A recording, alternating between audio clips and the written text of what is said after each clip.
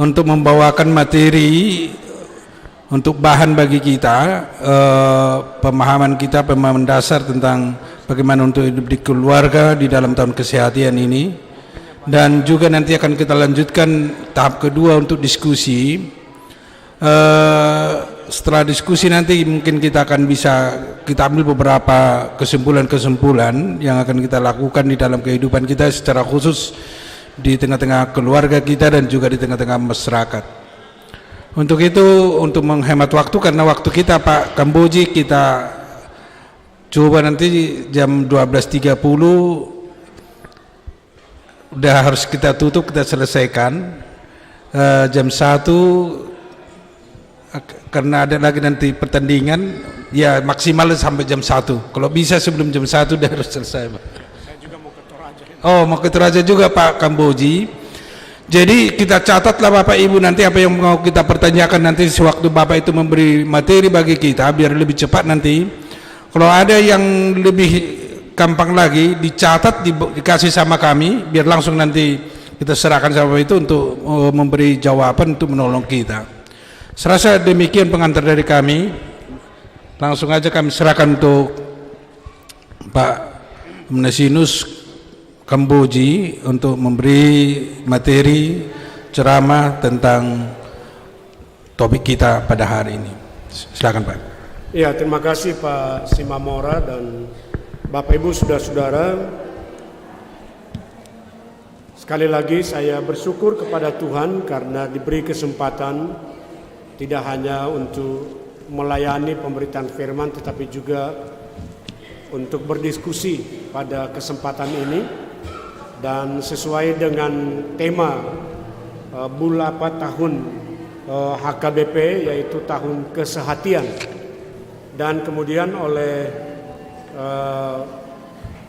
Pak Pendeta Lubis menyampaikan bahwa tema kita ini adalah kesehatan dalam keluarga, ya.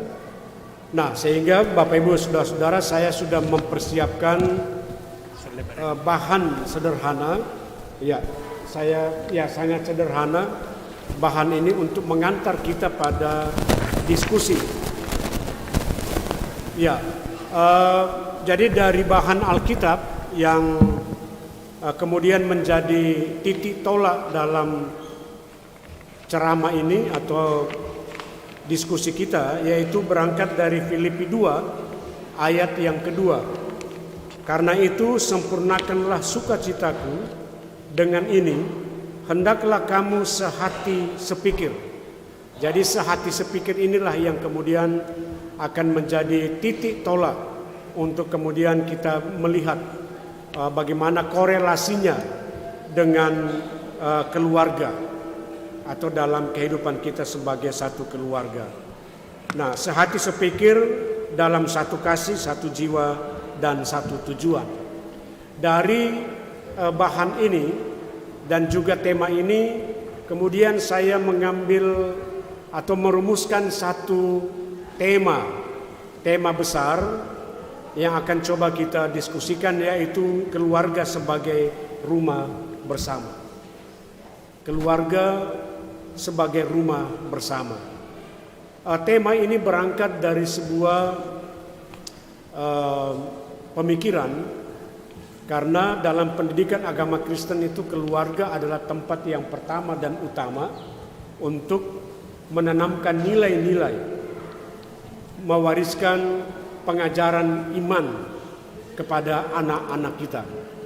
Nah, sehingga dalam kehidupan kekristenan, keluarga ini menjadi tempat yang sangat sentral dalam pembentukan karakter dari individu-individu yang ada di dalamnya. Nah, bicara tentang keluarga tentu bicara tentang apa peran dan fungsi. Karena kalau bicara keluarga tentu ada individu di sana, ada orang tua. Bicara tentang orang tua dalam secara normatif ada ayah, ada ibu, dan ada anak. Nah, memang harus diakui bahwa dalam Alkitab tidak ada rumusan yang secara implisit yang menjelaskan tentang apa itu keluarga. Dan apa itu fungsi keluarga? Walaupun sebentar kita akan lihat ada satu bagian Alkitab yang biasanya menjadi dasar dalam pendidikan agama Kristen, yaitu dalam Ulangan 6 ayat 6 sampai dengan ayat yang ke-9. Itu nanti akan coba kita lihat. Nah, oleh sebab itu Bapak Ibu Saudara-saudara, saya hanya merefresh, artinya mengembalikan apa yang kita sudah tahu, mengingatkan kembali kita tentang apa fungsi keluarga. Karena sekali lagi dalam Alkitab tidak ada rumusan tentang apa keluarga dan lain sebagainya. Tetapi sebagai masyarakat, pemerintah Republik Indonesia memberikan rumusan yang luar biasa tentang apa fungsi keluarga. Itu dalam BKKBN, jadi Badan Kependudukan dan Keluarga Berencana Nasional, ada merumuskan 4 fungsi keluarga.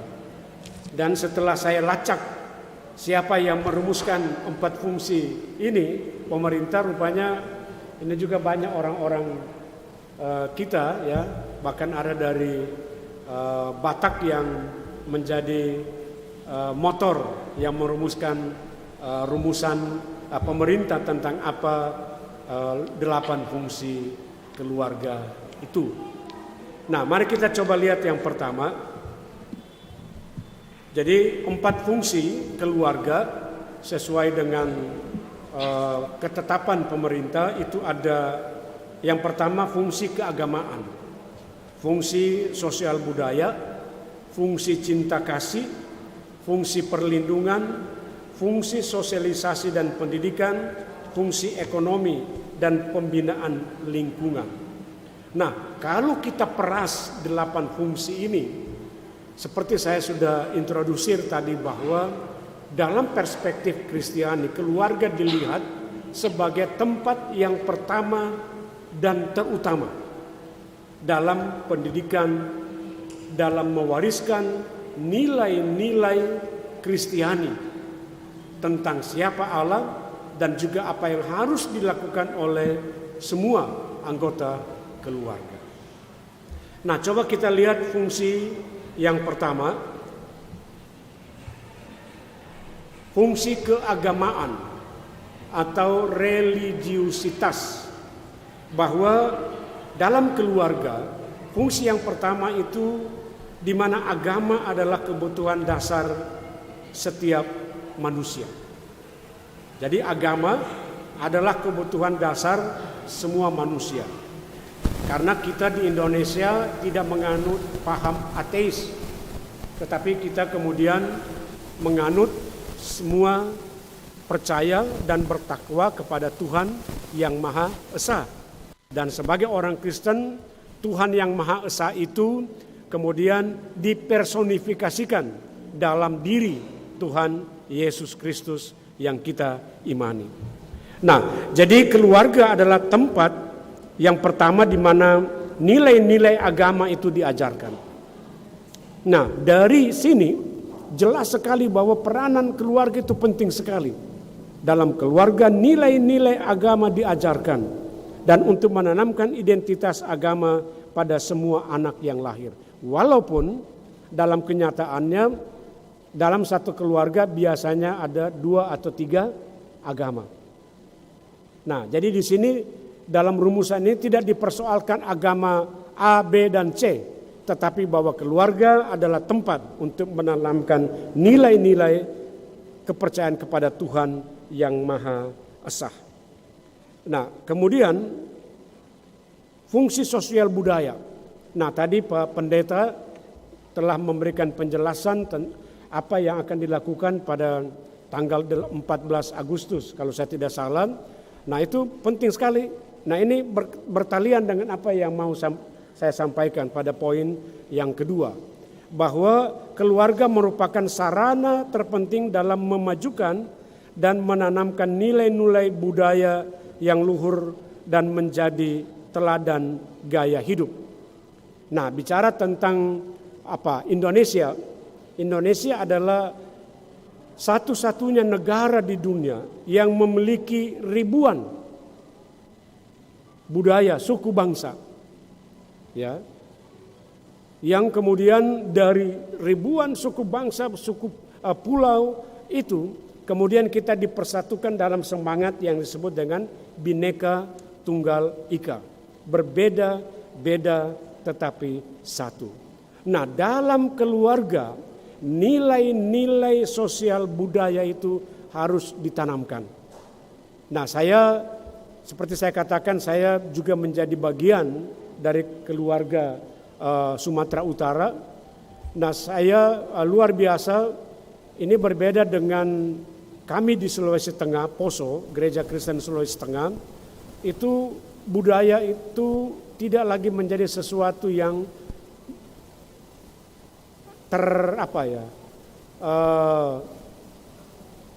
terlihat dalam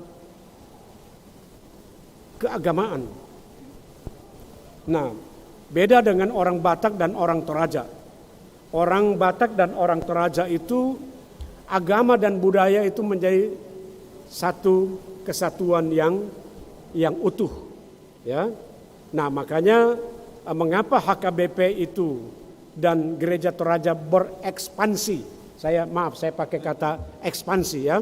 Kadang-kadang ini dianggap negatif, tapi sebenarnya ekspansi itu dalam ilmu budaya itu menjadi sesuatu yang positif. Nah, kenapa HKBP ada di mana-mana? Karena memang mereka tidak bisa dilepaskan dari budaya, dari bahasa Batak dan kemudian bahasa Karo misalnya dan lain sebagainya. Karena budaya itu telah, istilah beliau tadi saya garis bawahi, budaya kita telah diwarnai oleh Injil. Jadi bukan Injil yang di atas budaya. Jadi bukan terjadi sinkritisme, tetapi kemudian ada kontekstualisasi, teologi kontekstual, di mana di mana budaya itu diterangi oleh Injil. Nah, sehingga budaya itu tetap terpelihara dan dihidupi, tetapi dalam semangat dan kerangka Injil. Nah, sehingga saya senang kalau misalnya ada waktu nanti Pak, saya boleh hadir tanggal 14 Agustus. Nah, itu arah-arahkan tentang bahwa kita orang Batak walaupun Kristen, kita masih menghidupi nilai-nilai luhur dari orang-orang tua kita. Nah, jadi fungsi sosial budaya itu dalam keluarga lah ditanamkan. Nah, jadi semoga tidak ada lagi anak-anak Batak yang tidak bisa bahasa Batak. Jadi harus terus ditanamkan. Nah, kalau kami memang agak hilang, ya, orang Poso, karena sending yang datang melayani kami mengatakan bahwa budaya itu sesuatu yang kafir. Nah, syukurlah di HKBP, ya, budaya masih diakomodir dalam kehidupan tidak hanya masyarakat tetapi juga dalam kehidupan keberagamaan. Kemudian fungsi yang ketiga, fungsi cinta kasih. Saya pikir ini clear, ya. Jelas sekali bahwa cinta kasih dan kasih sayang merupakan faktor terpenting dalam pembentukan kepribadian anak. Sehingga kemudian dalam keluarga lah nilai-nilai cinta kasih, keteladanan dan contoh-contoh praktis itu ditanamkan oleh orang tua dan juga ayah dan ibu dan seisi rumah tangga. Nah, kemudian fungsi perlindungan. Nah, ini menjadi penting Bapak Ibu Saudara-saudara, karena keluarga adalah tempat perlindungan atau berlindung bagi semua anggota keluarga, ya, di mana keluarga diharapkan tempat untuk nyaman dan aman bagi keluarga. Nah, sekarang persoalannya, apakah kemudian fungsi perlindungan ini itu berlaku dalam keluarga kita atau tidak? Nah, ini mungkin kita akan diskusikan sebentar.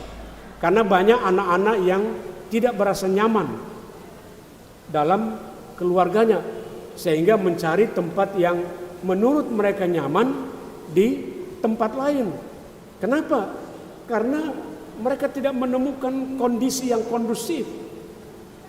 Misalnya anak-anak kita merasa dibeda-bedakan. Nah, ini kecenderungan kita orang tua ini. Kita harus mengaku dosa. Kadang-kadang kita membeda-bedakan anak-anak kita. Ada anak yang pintar, yang kemudian yang mungkin gagah, cantik. Nah, padahal perbedaan. Oh, udah kenal ya? Oke. Mungkin pakai ini ya. Nah, ya harus diakui bahwa seringkali kita orang tua ya tergoda untuk membeda-bedakan anak-anak kita. Nah, sehingga banyak anak-anak kita yang mencari tempat yang nyaman dan aman, di mana di tempat mereka mendapat apresiasi, mendapat pengakuan dari orang-orang. Nah, syukurlah kalau keluarga lain. Tapi kemudian kalau mereka cari di tempat yang salah, di komunitas yang salah, narkoba di sana yang memberikan suasana narkoba ini kan, kalau kita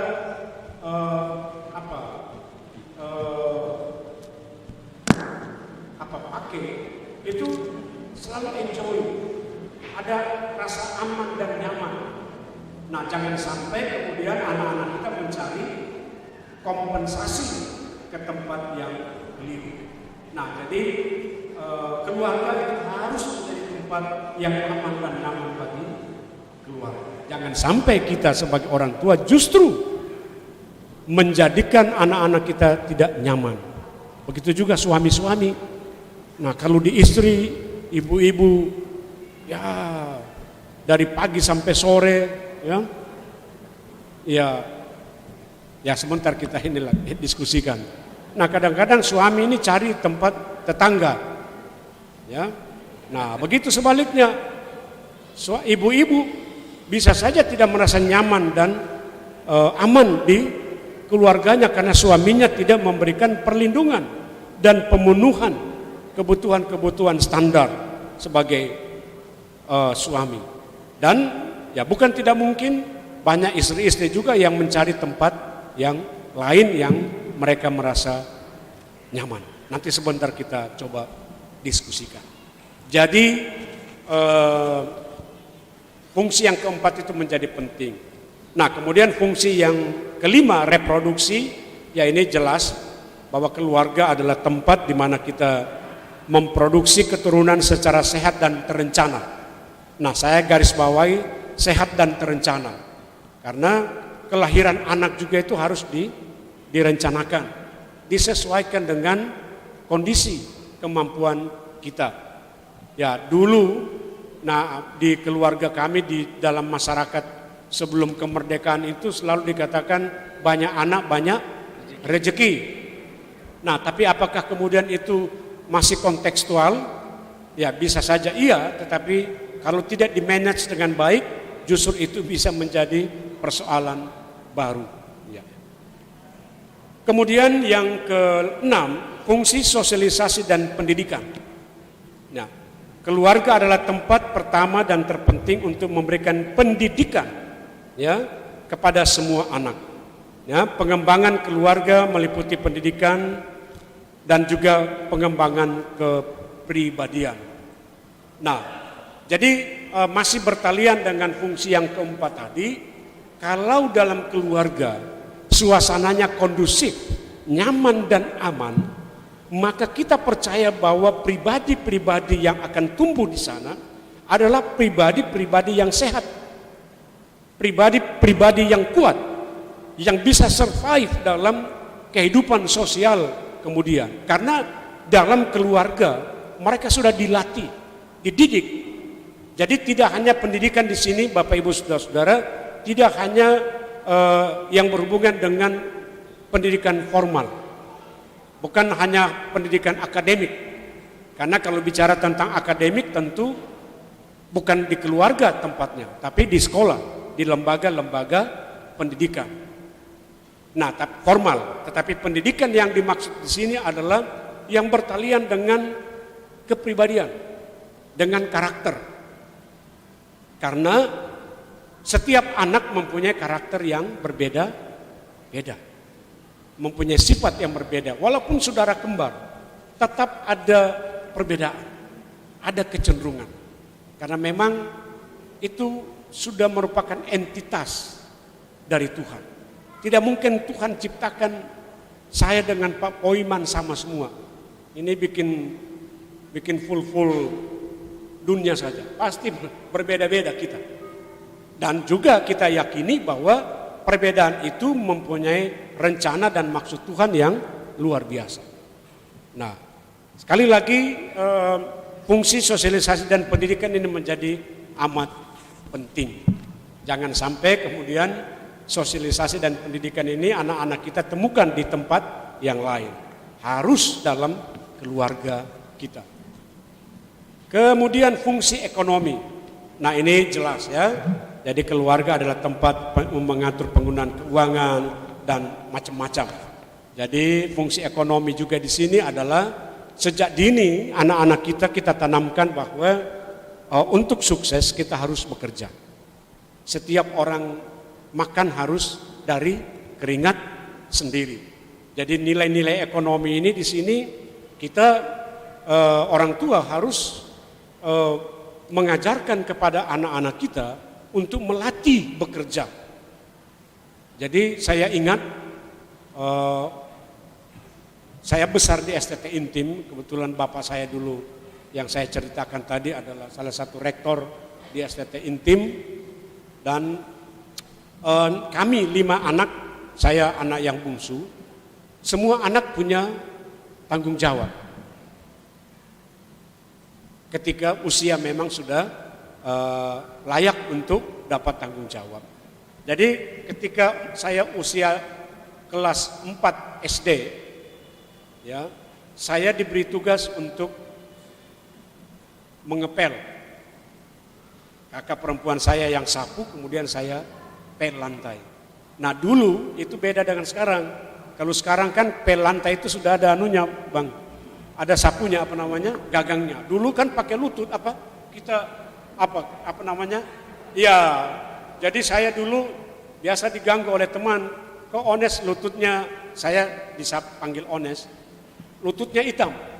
Karena selalu tiap pagi sore pekerjaan saya itu mengepel. Dan kadang-kadang dengan air mata. Kenapa? Karena kalau sore itu teman-teman sudah bermain, saya harus pel. Dan rumah kami di STT Intim itu lumayan besar, 5 kamar.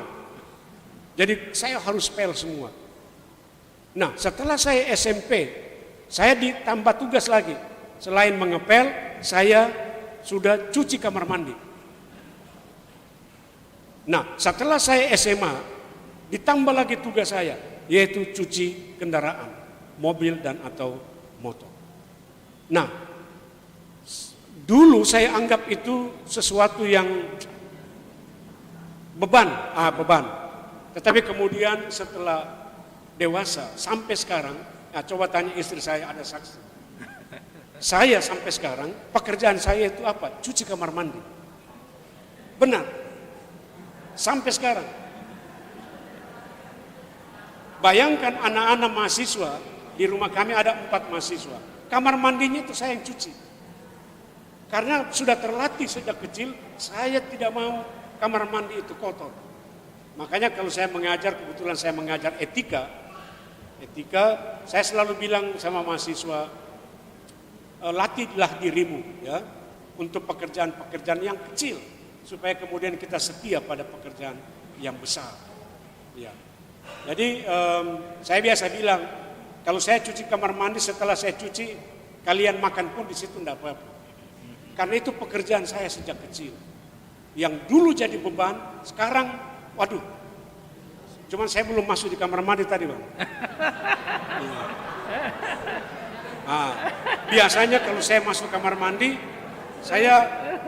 yang saya lihat, aduh, ini pernah saya 2 periode menjadi ketua sinode sebelum ke STT Intim.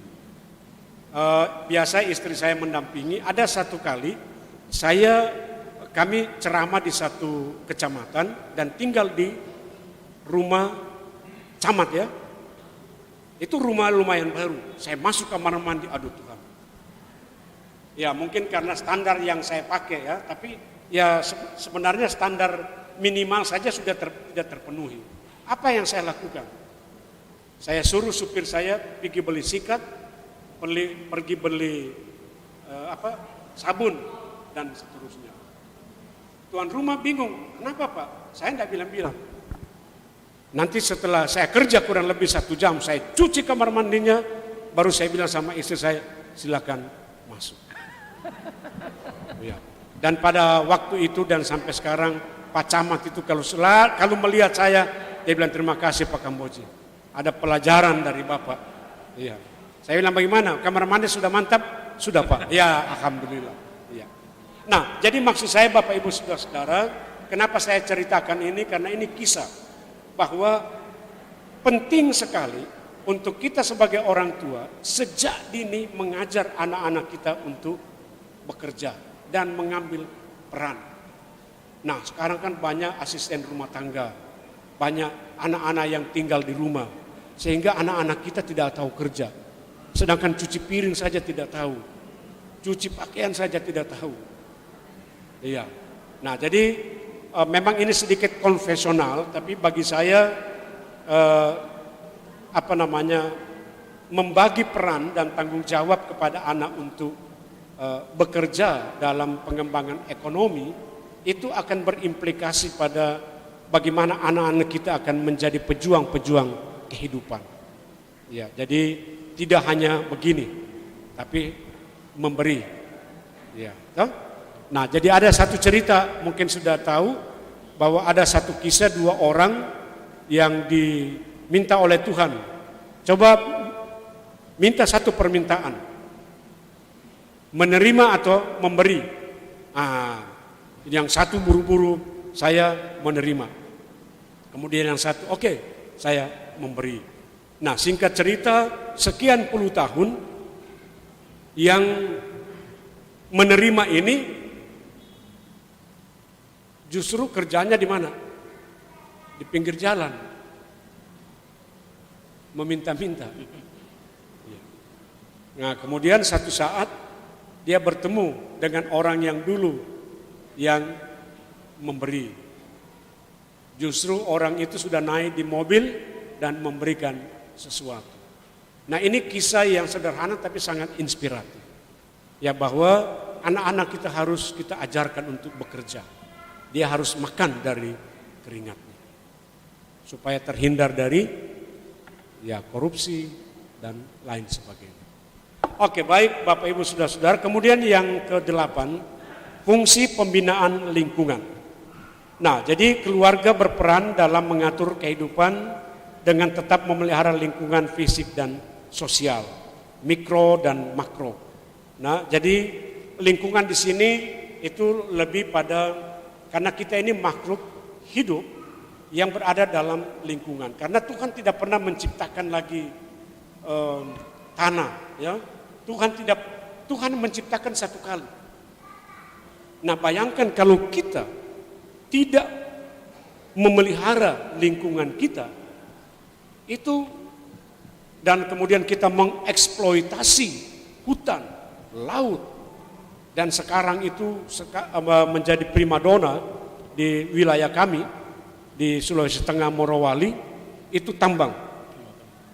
Bayangkan laut kita sudah dieksploitasi, hutan kita sudah dieksploitasi, tambang kita sudah dieksploitasi. Ya memang ini berdampak pada pemenuhan kebutuhan, bahkan berlebihan. Tapi pertanyaannya adalah generasi kita ke depan 50 tahun yang akan datang mau hidup dari mana?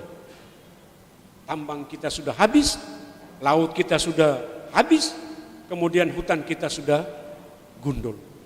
Nah sehingga kemudian sejak awal dalam keluarga kita tanamkan untuk mencintai lingkungan kita. Memang kadang-kadang kita apatis ya, ini sudah terlambat. Ya tapi better late than never ya. Lebih bagus terlambat daripada tidak sama sekali untuk kemudian kita mengingatkan. Nah Bapak Ibu Saudara-saudara, itulah fungsi keluarga yang kemudian akan mengantar kita pada diskusi sebentar. Nah dari fungsi keluarga ini saya coba memerasnya, mengambil intinya. Nah, bicara tentang keluarga ini kan bicara tentang rumah. Iya. Bicara tentang rumah itu menurut saya ada dua pengertiannya. Kalau dalam bahasa Indonesia itu memang tidak ada Bang ya, cuma rumah. Tapi kalau dalam bahasa Inggris itu jelas, house dan home.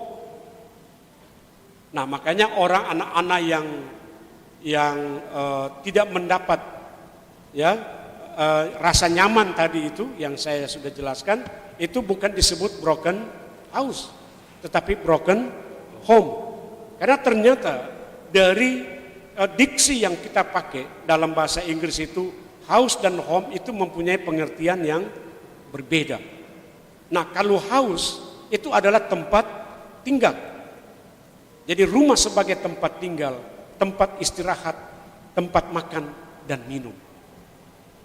Nah, jangan sampai rumah atau keluarga kita, keluarga Kristen selama ini hanya menjadi tempat tinggal, tempat istirahat, makan dan minum bagi anggota keluarga. Jangan sampai. Nah, jadi rumah itu harus menjadi home. Bicara tentang home, ini bicara tentang itu tadi, pendidikan, tentang komunikasi, tentang bagaimana mewariskan keteladanan, pembentukan karakter dan lain sebagainya. Nah, pewarisan nilai-nilai dalam keluarga itu adalah tanggung jawab dari orang tua. Siapa orang tua? Ya, itulah peranan ayah dan peranan ibu. Saya biasa menganalogikan, Bapak Ibu Saudara-saudara, pembagian tugas antara ibu dan ayah itu seperti orang main bulu tangkis. Jadi ganda campuran, ya toh? Ganda campuran. Karena kita di Indonesia belum ada ganda dalam keluarga, belum ada ganda putra toh?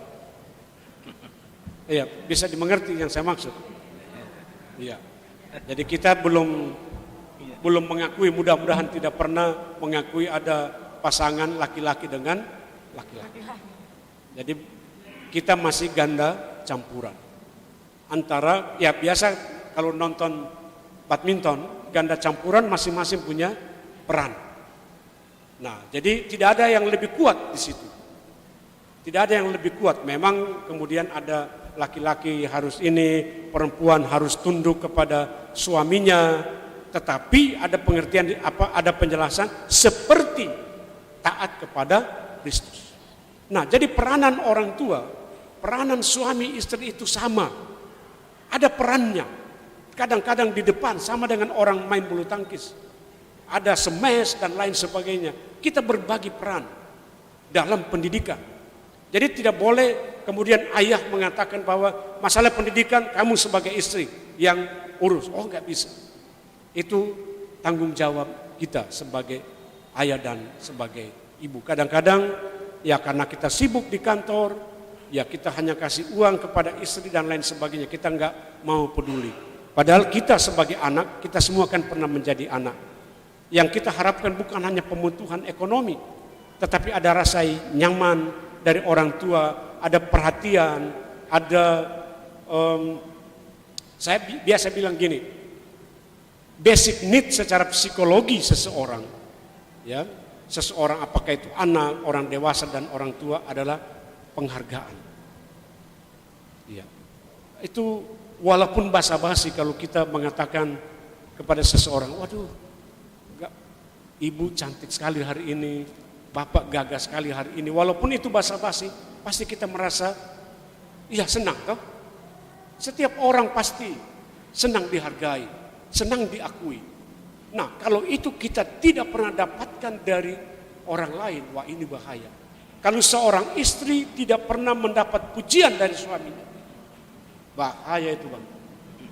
Apalagi kalau dapat pujian dari bos di kantor, aduh gimana kamu cantik sekali hari ini, dan wah ini gawat ini. Dan sebaliknya ibu-ibu, kalau kita tidak pernah memberi pujian dan apresiasi kepada suami, Wah, ini bahaya.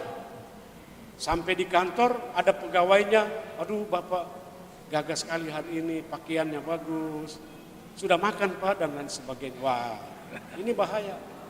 Iya, ini kan sederhana saja sebenarnya. Banyak persoalan-persoalan keretakan dalam rumah tangga itu bukan karena persoalan-persoalan yang substansial, tidak, tapi hanya yang sepele. Tapi yang sepele ini itu kalau kemudian tidak diatur dengan baik, ini akan menjadi hal yang besar. Ya. Nah, jadi kembali pada fungsi rumah tangga. Nah, semoga rumah tangga kita tidak hanya menjadi tempat tinggal, tidak hanya menjadi house, tetapi menjadi home, di mana semua anggota rumah tangga memainkan peran dengan baik, khususnya kita sebagai orang tua, memberikan nilai-nilai keteladanan, nilai-nilai kejujuran, nilai-nilai kerja keras, dan bagaimana kemudian kita memberikan apresiasi, reward, tetapi juga punishment kepada hal-hal yang tidak berkenan. Nanti sebentar kita akan bicarakan itu. Nah, Bapak Ibu Saudara-saudara, sengaja kemudian saya memberi pengantar itu untuk sampai pada konteks kita, sehati sepikir. Sehati sepikir dalam Filipi, ya, yang kita menjadi acuan kita, Filipi 2 ayat 2 sampai 2. Sebagai informasi Bapak Ibu Saudara-saudara, mengapa Paulus bicara tentang kesehatian? Karena konteks jemaat Filipi itu berada dalam ketegangan dan perselisihan antara dua wanita. Ini kita garis bawahi. Ini dua wanita yang berselisih di jemaat Filipi yang kemudian berimplikasi pada adanya ketegangan. Nah, biasanya ini kalau bapak-bapak berselisih aman-aman, tapi kalau perempuan yang berselisih ini bisa jadi besar. Bisa-bisa bapaknya ikut-ikut dan bisa kelompoknya kemudian ikut-ikut. Nah, ternyata terjadi perselisihan. Nanti bisa dibaca pada pasal yang keempat nanti di rumah. Antara Sintike dan Eudia. Dan itulah yang kemudian menjadi ketegangan di jemaat Filipi. Dan itulah sebabnya kemudian Paulus mengatakan bahwa hendaknya kamu sehati sepikir. Ya, satu jiwa, satu tujuan, dan satu kasih. Nah, kenapa kemudian Paulus mengatakan hendaknya sehati sepikir? Padahal Paulus tahu bahwa memang terjadi perbedaan di jemaat Filipi ketika itu sama dengan kita. Perbedaan itu adalah sebuah keniscayaan. Kita dilahirkan dari keluarga yang berbeda. Kita dilahirkan dari budaya yang berbeda. Dan juga secara pribadi kita mempunyai perbedaan-perbedaan. Tetapi perbedaan-perbedaan itu tidak mesti menjadi sesuatu yang dipaksakan untuk sama. Tidak. Jadi sehati sepikir ini bukan berarti menyamakan perbedaan. Tidak. Karena tidak mungkin saya dengan Pak Simamora, saya dengan Pak Lubis harus disamakan, nggak bisa. Dari budaya saja saya orang Poso, beliau orang Batak, nggak bisa disamakan. Saya punya karakter seperti ini, beliau. Jadi kalau sehati sepikir bukan berarti menyamakan satu perbedaan, tetapi adalah memberi ruang kepada perbedaan-perbedaan itu sebagai sebuah kekuatan. Karena analogi yang dipakai dalam Alkitab, anggota kita adalah anggota tubuh yang mempunyai peran dan fungsi yang berbeda-beda. Dan tubuh kita itu, tubuh sebagai gereja adalah Kristus kepalanya. Nah, kenapa terjadi perselisihan? Karena seringkali kita tangan mau menjadi kaki, telinga mau menjadi mulut, dan apalagi mulut mau menjadi semua. Nah, jadi sehati sepikir di sini adalah bagaimana kemudian kesadaran, oh saya ini memang mulut, saya ini kaki, saya ini telinga. Karena sesuai dengan talenta. Ya, karunia yang Tuhan anugerahkan kepada kita. Nah, seringkali talenta kita tidak kita pakai secara maksimal, justru mau ambil talenta karunia orang lain. Nah, disitulah terjadi kekacauan. Jadi sehati sepikir di sini dalam konteks bagaimana semua orang menyadari bahwa kita punya potensi masing-masing. Ada yang diberi 1 talenta, ada yang diberi 2, dan seterusnya. Bagi saya, bagi Paulus, bukan soal 1 atau 2, tetapi bagaimana talenta itu kita maksimalkan untuk tujuan yang sama, memuliakan Tuhan. Nah, jadi kemudian perbedaan itu harus di-manage, ya, di-manage dengan baik, dikelola dengan baik, supaya perbedaan-perbedaan itu tidak menjadi ketegangan, tetapi sehati sepikir. Sehati sepikir di sini adalah kemudian mengacu pada pikiran dan perasaan Kristus. Karena sebagai orang percaya kita harus sempurna seperti Kristus, mengikuti apa yang diteladankan, apa yang dipikir oleh Kristus. Jadi itu pengertian sehati sepikir. Nah, kemudian sehati sepikir dalam apa? Dalam satu kasih. Ya, bicara tentang kasih, Bapak Ibu, banyak sekali ratusan ayat dalam Alkitab yang bicara tentang apa itu kasih. Dan kasih juga itu ada beberapa agape dan lain sebagainya, itu kita sudah tahu semua. Dan saya mengambil satu dari sekian ratus ayat tentang kasih, yaitu 1 Korintus ayat 13 dan 4. Yang menurut saya inilah kasih yang diharapkan oleh Kristus untuk kita wujudkan dalam upaya untuk satu hati dan satu pikir, kesehatian itu. Yaitu apa? Kasih itu sabar. Nah, kalau ada orang yang tidak sabar, itu berarti dia belum mungkin dia sudah memahami, tapi belum dipengaruhi oleh kasih Kristus. Walaupun kesabaran itu tidak mudah, toh Bapak Ibu, tidak mudah sabar.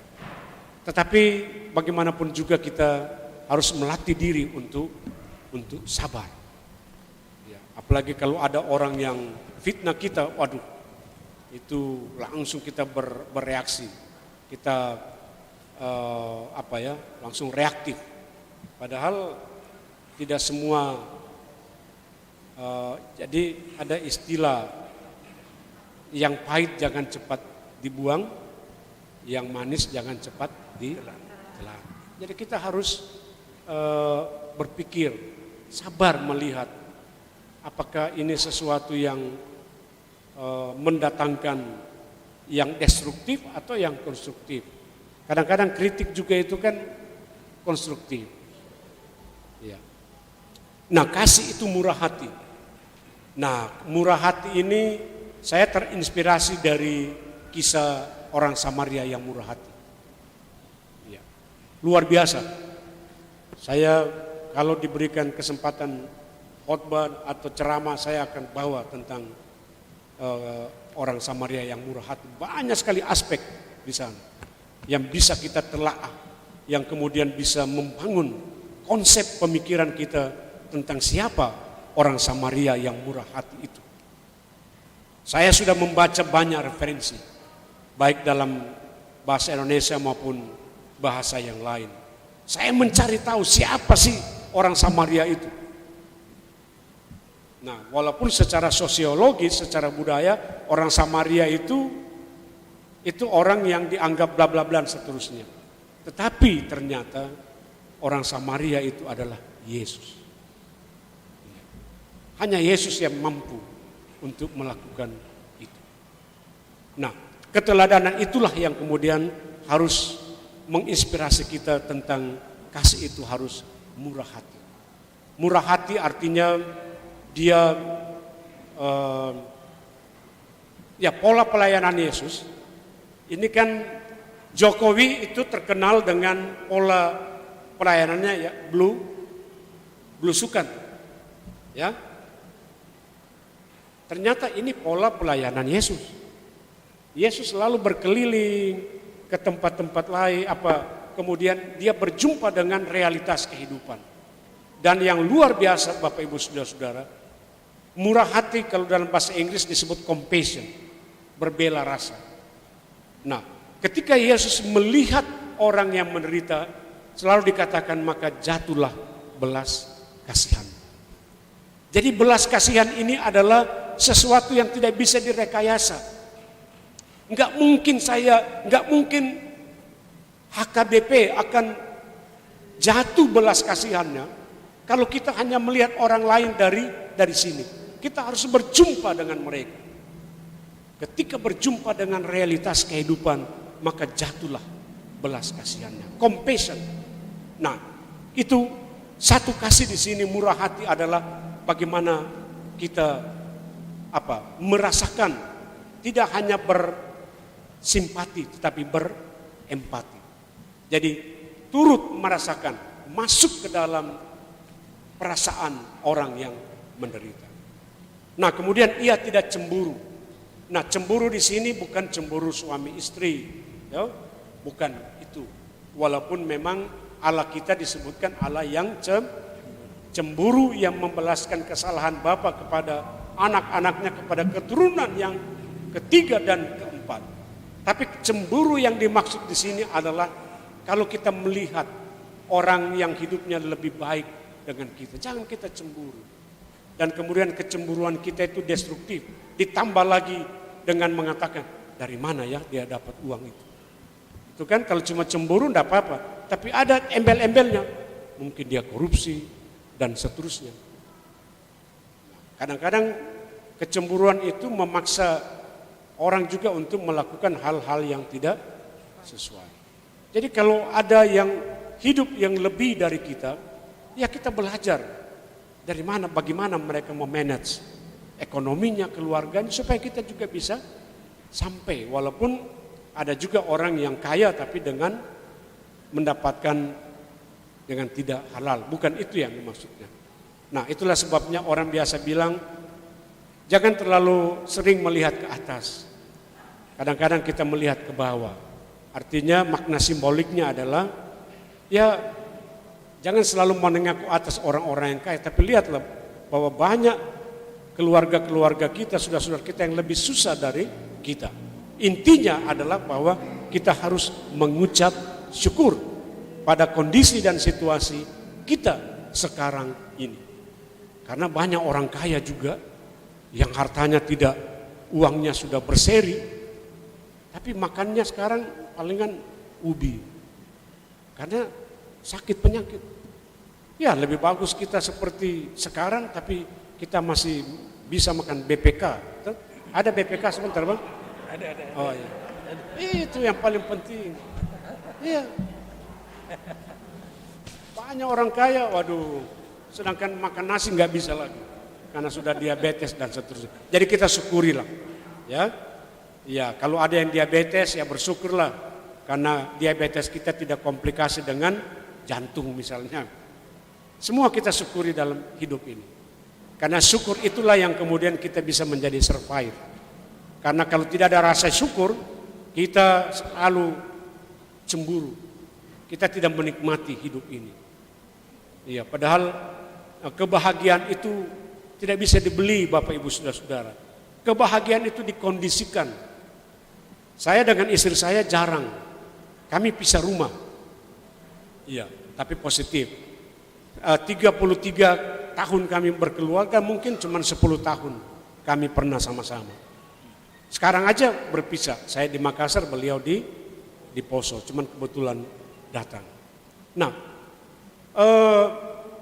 ya ada positif negatif, tapi positifnya adalah selalu ada rasa rindu. Dan kalau kami bertemu, kami menciptakan suasana yang membuat kami bahagia. Contoh kecil saja. Nah, kalau saya ke Tentena, kebetulan rumah saya di pinggir danau, jadi saya biasa bilang masalah nasi goreng atau bikin jus dan terusnya, kemudian ambil meja kecil, meja bulat, kami duduk sama-sama. Saya bilang coba bikin nasi goreng biasa, tapi disajikan seperti di restoran. Ditutup dengan jadi seperti bulat dan kita seterusnya. Dan kami makan dan seterusnya. Ternyata kami menemukan kebahagiaan. Jadi kebahagiaan bukan ditentukan oleh uang, jabatan dan lain sebagainya. Nah, kalau ada orang yang diberikan jabatan oleh Tuhan, tidak usah kita cemburu. Karena Tuhan pasti tahu dia mampu. Dan kenapa kita tidak? Karena Tuhan tahu kita belum mampu untuk sampai pada tugas dan tanggung jawab seperti itu. Intinya kita bersyukur saja. Bersyukur pada Tuhan atas semua yang kita nikmati pada saat ini. Nah, jadi kemudian ia tidak memegahkan diri. Ya, kalau orang yang kasih itu pasti dia tidak menyombongkan diri dan tidak melakukan apa yang tidak sopan.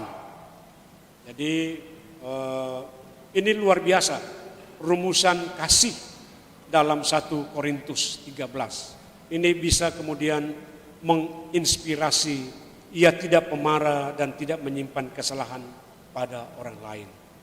Nah, banyak Bapak Ibu saudara-saudara sakit yang diderita oleh orang itu bukan karena fisikal, tetapi karena psikis. Iya. Kadang-kadang kita marah kepada orang, kadang-kadang kita marah pada diri sendiri. Nah, kita harus berdamai dengan diri sendiri. Kita harus menerima diri kita apa adanya. Kita harus mengampuni diri kita sebagai kekuatan untuk mengampuni orang lain. No future without forgiveness. Tidak ada masa depan tanpa pengampunan. Kita kenal semua Nelson Mandela kan?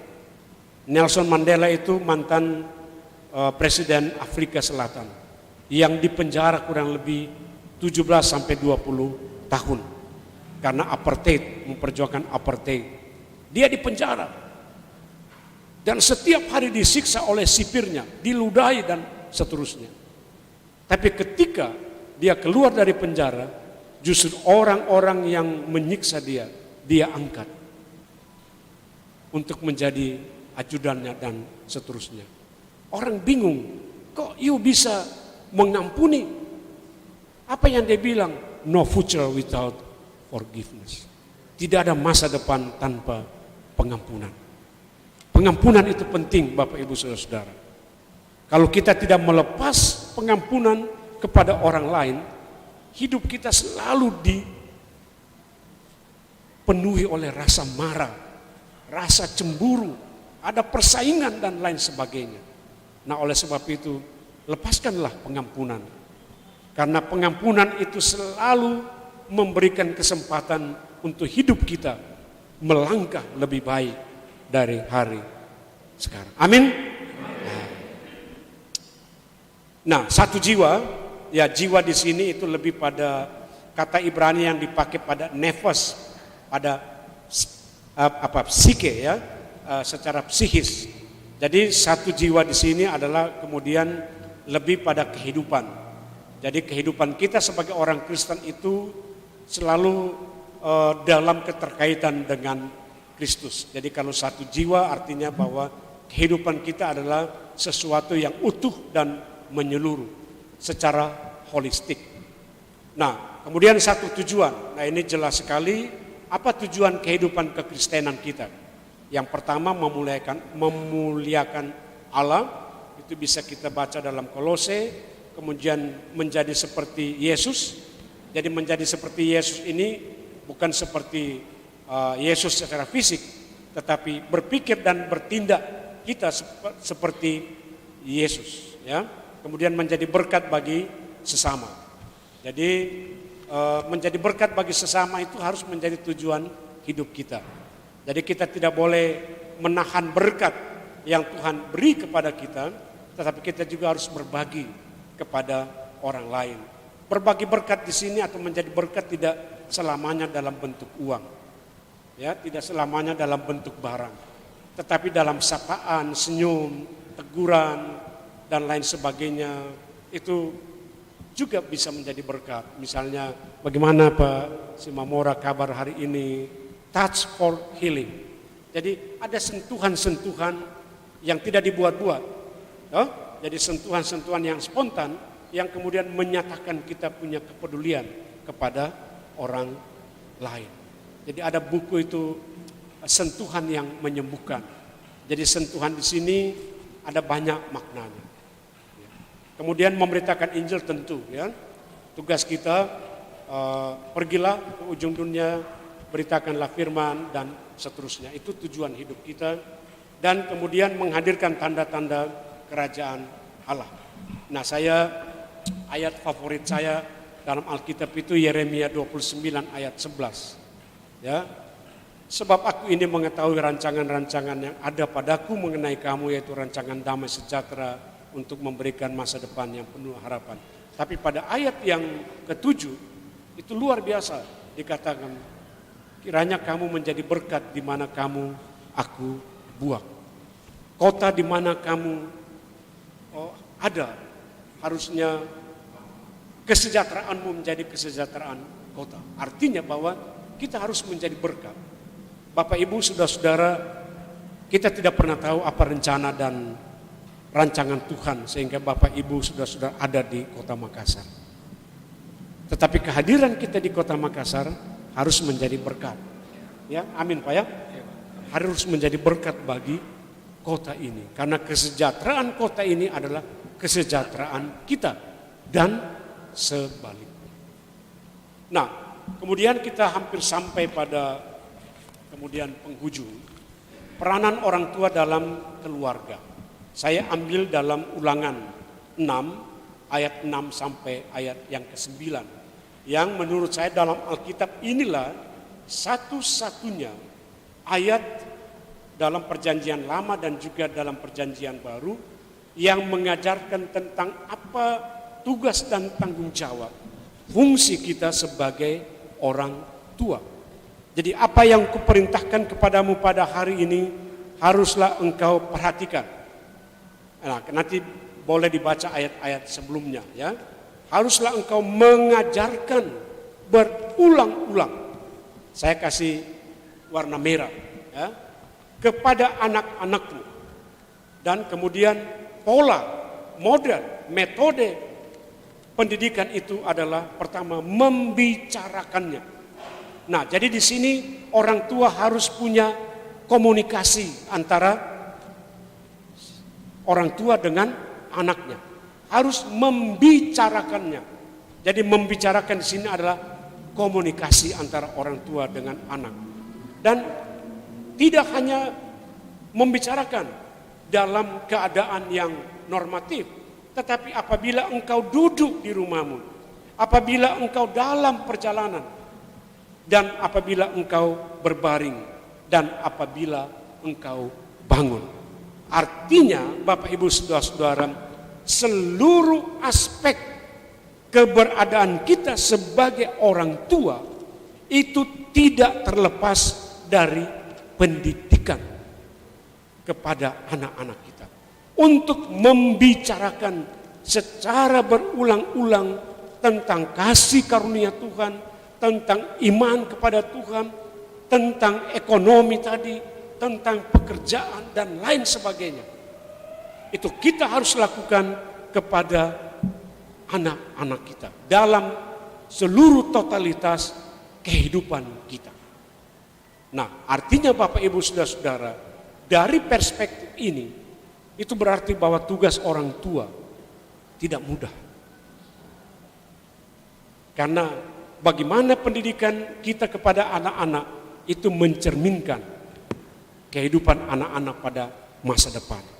Walaupun ada anak-anak yang dari keluarga broken home juga yang berhasil, ya, karena mereka bisa survive, tetapi lebih banyak yang tidak berhasil. Dan sebaliknya, kalau anak-anak kita sejak dalam keluarga masa usia kecil kita sudah membicarakan tentang kasih karunia Allah, memberikan teladan hidup.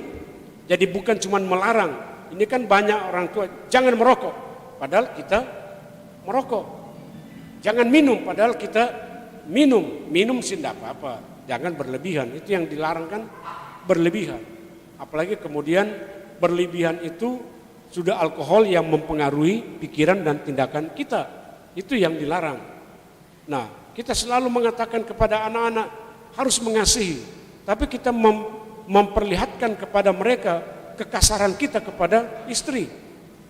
Dan sebaliknya kita harus setia, tapi kita tidak memberikan teladan tentang kesetiaan pada hal-hal yang kecil. Dan pada ayat yang ke-8, haruslah engkau mengingatkan kepada tanda sebagai tanda pada tanganmu dan lambang pada dahimu.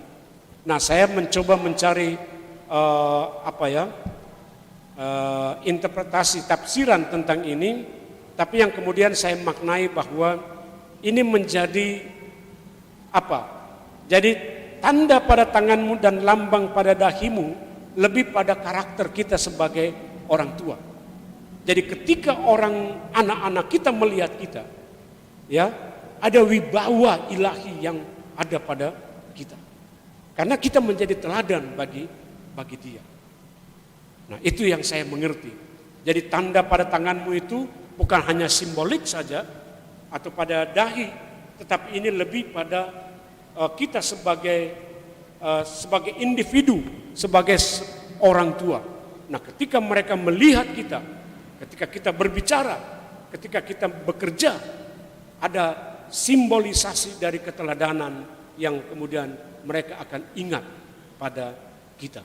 Walaupun kita tidak sempurna, toh kadang-kadang kita marah juga, dan kadang-kadang anak-anak memorinya itu sudah terinternalisasi bahwa papaku pernah marah, mama pernah begini dan seterusnya. Itu tidak bisa hilang, itu akan tersimpan. Tetapi kemudian memori itu kita harus isi dengan hal-hal yang baik, supaya yang tidak baik itu tertutupi pada hal-hal yang baik. Nah, begitu juga engkau menuliskan pada tiang rumah dan seterusnya. Makanya dalam keluarga-keluarga Israel itu pasti ada hukum 10 Musa dan seterusnya. Ya, kita juga biasanya mewarisi itu, ya.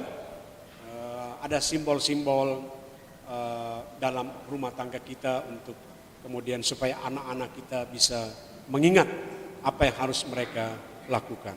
Nah, kemudian yang terakhir, Bapak Ibu Saudara-saudara, keluarga Kristen menurut saya yang memiliki kesehatian adalah yang pertama komitmen. Nah, komitmen di sini sebagai anggota keluarga, sebagai orang tua, sebagai anak, semua keluarga harus memiliki komitmen untuk menjadi pengikut Kristus. Nah, kemudian yang kedua, mewujudkan cinta dan kasih, sebagaimana yang kemudian saya sudah bicarakan. Yang kedua, kejujuran. Nah, kejujuran ini penting, walaupun kadang-kadang kejujuran itu menyakitkan, ya kan? Kalau kita jujur, kadang-kadang menyakitkan. Tetapi ketika saya baca tentang kisah Yusuf dan Maria, ya, ketika Maria ketahuan mengandung, ada di situ dikatakan ia menyimpan dalam hatinya. Nah, artinya begini, Bapak Ibu Saudara-saudara, jujur tidak mesti kita mengungkapkan semua kepada istri dan kepada suami, tetapi kepada Tuhan iya. Jadi ada hal-hal yang perlu kita simpan dalam hati sebagai untuk kita mengoreksi diri kita. Jadi kita jujur apa yang harus kita katakan kepada sesama manusia, tetapi kepada Tuhan kita membuka hati kita seperti Sakeus tadi toh. Sedangkan kita tidak berkata-kata, Tuhan tahu. Tetapi kalau kita mengatakan ada motif yang baik, itu Tuhan pasti akan menghargai kejujuran itu. Nah, kemudian yang berikut, reward dan punishment. Artinya sebagai keluarga Kristen kita harus memberikan penghargaan, ya, memberikan penghargaan kepada anak-anak kita kalau mereka melakukan hal yang baik. Kita berikan pujian kepada suami, kepada istri, dan tetapi juga punishment, ada hukuman Tetapi hukuman di sini dalam bingkai kasih. Ada istilah yang waktu kami kecil, saya kecil di SD di Makassar, itu zaman kami dulu Pak. Itu kalau masuk kelas itu kan itu tangan begini di muka pintu. Kuku. Oh, iya kan? Kalau kuku kotor dipukul. Nah, ada istilah yang dulu konteks waktu itu masih relevan. Kalau sekarang sudah kita kena pelanggaran HAM ya. Di ujung cemeti ada emas. Masih ingat kan? Di ujung cemeti ada emas. Kadang-kadang kita harus memberikan punishment. Kita memukul tanda petik ya anak-anak kita, tapi bukan memukul karena kebencian, tapi karena kasih. Itu berbeda dengan penganiayaan. Walaupun memang sekarang kekerasan dalam rumah tangga juga ini sudah membatasi kita ya. Tapi bagi saya secara Kristen punishment itu menjadi penting. Nah, Israel bayangkan 40 tahun ya sampai pada Kanaan. Setelah sampai dibuang lagi 70 tahun. Itu dalam rangka apa? Punishment. Tetapi tujuannya adalah supaya umat Israel menjadi umat yang kemudian tahu bahwa mereka adalah berkat. Makanya sampai sekarang umat Israel walaupun kecil, bangsa Israel itu tetap survive. Tapi kita kan ini Israel baru. Jadi hukuman Tuhan jangan kemudian kita lihat sebagai cara Tuhan membenci kita. Kadang-kadang hukuman itu justru membantu kita untuk mengembalikan kita pada marwah yang sebenarnya sebagai umat Allah. Kemudian forgiveness, pengampunan yang saya sampaikan tadi. Tidak mungkin kita akan melompati kondisi yang lebih baik kalau kita tidak mengampuni. Makanya ampunilah saudara-saudara kita yang bersalah. Kemudian waktu bersama, quality time, ini menjadi penting. Ya, anak-anak tidak hanya butuh uang dan lain sebagainya, tapi juga butuh waktu. Ya, kemudian bekerja bersama, ya tadi yang saya sampaikan, masing-masing punya peran. Ada yang cuci mobil dan lain sebagainya. Tapi kemudian kita mengajarkan kepada anak-anak kita bahwa semua kita punya peran. Dan yang terakhir, kemampuan untuk menangani stres dan konflik. Ini penting Bapak Ibu Saudara-saudara. Situasi kita sekarang itu tingkat stresnya tinggi sekali. Ya, banyak orang yang stroke itu bukan karena salah makan dan lain sebagainya, tapi lebih pada ketidakmampuan untuk memanage ya stres dan konflik. Nah, jadi ini memang punya sendiri bisa dibicarakan nanti bagaimana kita memanage stres dan konflik dalam keluarga, dalam jemaat dan lain. Ya, terima kasih. Minta maaf kalau sudah terlalu panjang. Saya kembalikan ke moderator. Terima kasih. Ya, terima kasih Pak, udah Pak luar biasa untuk menolong kita bagaimana hidup di keluarga. Ini ada banyak yang bisa kita kutip dan bisa kita ambil dan kita maknai di dalam kehidupan kita. Waktu kita masih ada setengah jam atau kita katakan 25 menit, 5 menit nanti untuk kita tutup. Kita kasih dulu termin pertama untuk 3 orang. Mana tahu ada yang perlu kita perjelas atau kita pertanyakan.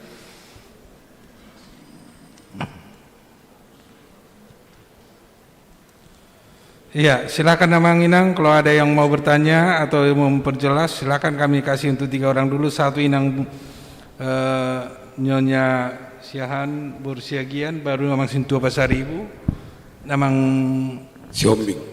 Iya, Namang Sihombing. Silakan itu dulu, silakan Inang Bursiagian. Kasih dulu mic itu, Namang.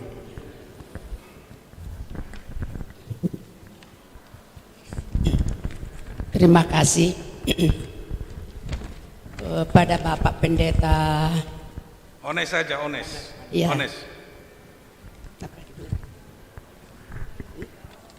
Pendeta Ones saja. Iya, tapi jangan diakones. Ones.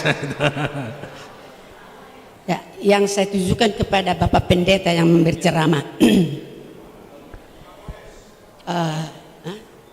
Oh, Pak Ones. Ya.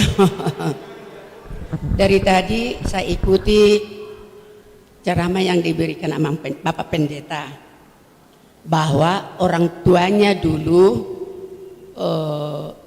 disiplin untuk mendidik anak-anak, mengatur pekerjaan di rumah mulai dari kecil. Saya juga begitu di rumah dulu. Tapi anak-anak saya sesudah besar tidak memberi yang saya berikan itu untuk anaknya. Artinya sekarang banyak orang tua yang memanjakan anak, tidak bisa kerja. Termasuk juga mungkin anak-anak saya, sebagian anaknya tidak terlalu didisiplinkan untuk kerja, mencuci piring seperti ya Bapak Pendeta tadi. Saya juga begitu dulu, karena memang saya orang tua zaman dulu yang memang begitu pendidikannya. Itu pertama. Kedua, Bapak Pendeta dengan Ibu Pendeta, apakah anak-anaknya juga mengikuti cara Bapak Pendeta dengan Ibu untuk anak-anaknya?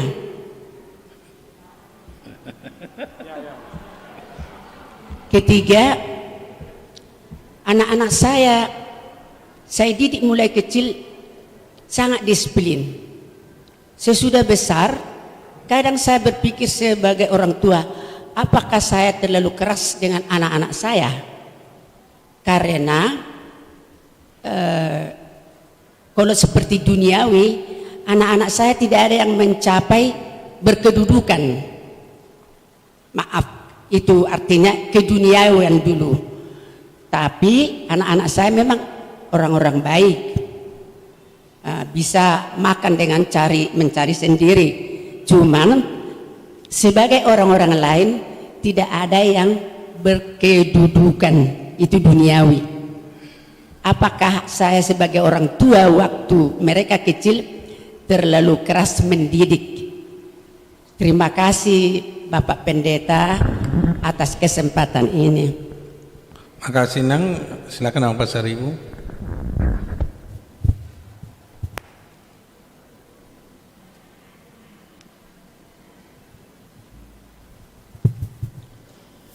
Baik, terima kasih. Sebelum saya lanjutkan, mari kita berikan aplaus dulu untuk Pak Pendeta. Dari tadi tidak ada plusnya. Baik, terima kasih Pak Pendeta. Basis saya adalah seorang pendidik. Apa yang disampaikan Pak Pendeta tadi tentang tugas di rumah ketika masih bersama orang tua, saya juga mempunyai tugas dan sampai saat ini saya sering lakukan. Yang pertama dulu saya sering memasukkan ayam ke kandangnya. Ya.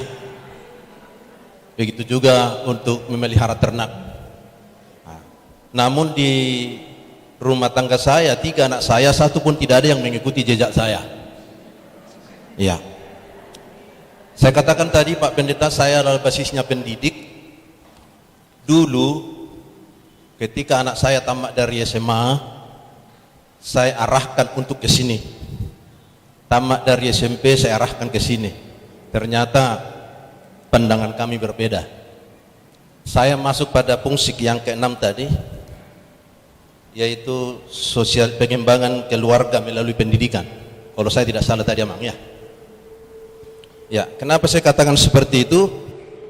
Baru saya sadar karena seorang filsafat mengatakan warisan atau heredity adalah segenap faktor-faktor yang ada pada individu itu ketika dia memulai hidupnya. Jadi saya sadar bahwa apa yang saya arahkan kepada anak saya, dulu anak saya yang ketiga laki-laki saya arahkan untuk masuk ke sekolah ini, dia mendaftar tapi dia tidak pergi tes. Ternyata dia mendaftar dan tes di sekolah yang lain.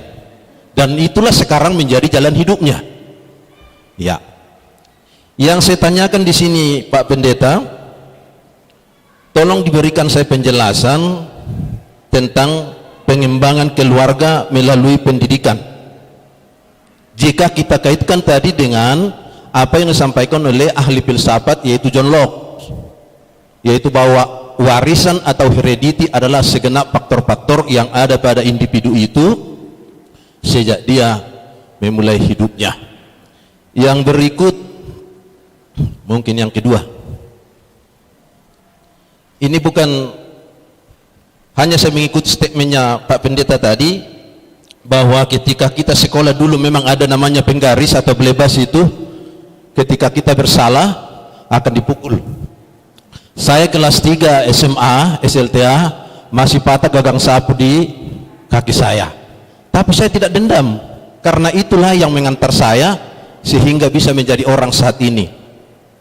Kalau Pak Pendeta tadi mengatakan kasih sayang di ujung di ujung cemeti adalah emas. Kalau orang tua saya dulu mengatakan di ujung cambuk adalah kasih sayang. Seandainya dulu saya tidak dicambuk, mungkin saya tidak jadi orang. Kenapa? Orang tua saya tegas dan turun kepada saya tegas, tapi terkadang orang memahaminya lain. Itu yang kedua. Yang terakhir yang disampaikan Pak Pendeta tadi seperti di kampung, memang pada dasarnya orang tua kita dulu beranggapan banyak anak adalah banyak rezeki.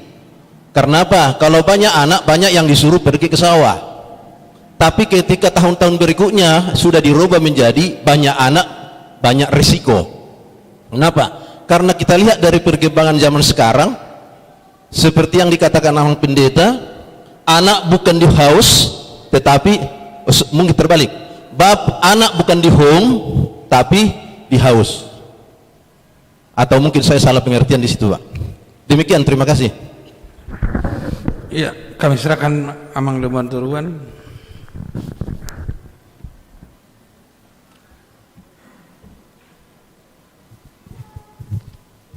Yes. Terima kasih Pak Pendeta. Saya orang yang tidak suka mengutip pendapat-pendapat, misalnya Mahatma Gandhi dengan apa. Saya lebih cenderung dalam hal membina rumah tangga, baik pun anak, menggali dari Alkitab. Menurut saya di Alkitab udah lengkap semua lah. Contoh, anak saya sejak mau menginjak sekolah. Si kita Mang, tolong dibuka maskernya dulu, masih kita ke dia. Diulang Pak saya. Iya, enggak bisa kami dengar tadi. Anak saya setelah mulai menginjak sekolah, saya sudah pesankan jangan nyontek. Jangan nyontek, hubungannya ke Alkitab ada di patik Pak Pawanopon, unang manak mencuri atau titah ke berapa. Ya saya berusaha untuk mengutip dari Alkitab untuk menerapkan ke pendidikan anak. Terus kalau mau pintar, ada di Alkitab juga, takut akan Tuhan sumber kehidupan. Ya saya lebih cenderung ke situ Pak Pendeta. Maaf kalau Pak Pendeta tadi mengutip dari Mahatma Gandhi, saya kurang tertarik. Nah, sekarang kalaupun nilai anak saya itu misalnya IP-nya 3, sekian, saya yakin itu asli. Karena dari awal saya sudah terapkan. Terus sekarang anak saya sudah kerja. Saya mau mencari dari Alkitab apa yang cocok kira-kira kalau udah kerja dia suka memberi. Nah, kira-kira begitu. Nah, bisa nanti Pak Pendeta menjelaskan hal yang cocok dari Alkitab. Terus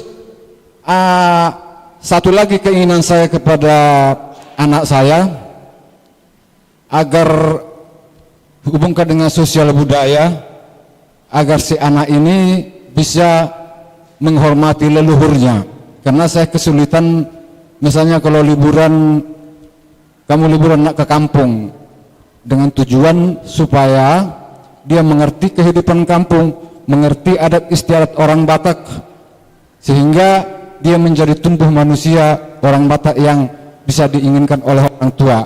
Nah, saya kesulitan di sini Pak Pendeta, bagaimana saya menggali dari Alkitab, karena saya terbatas membaca Alkitab Pak Pendeta.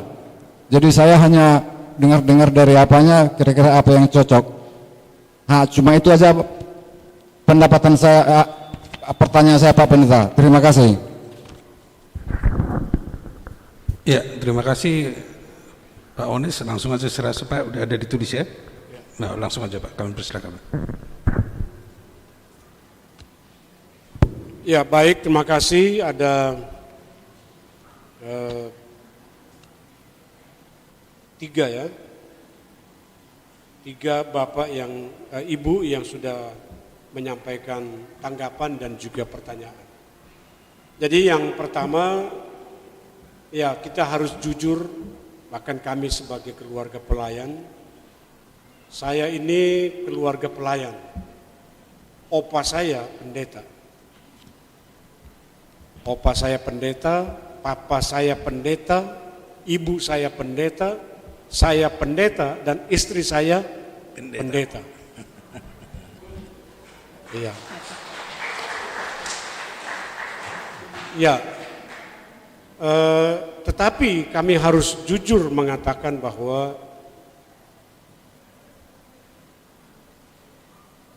ya seringkali kami juga berontak.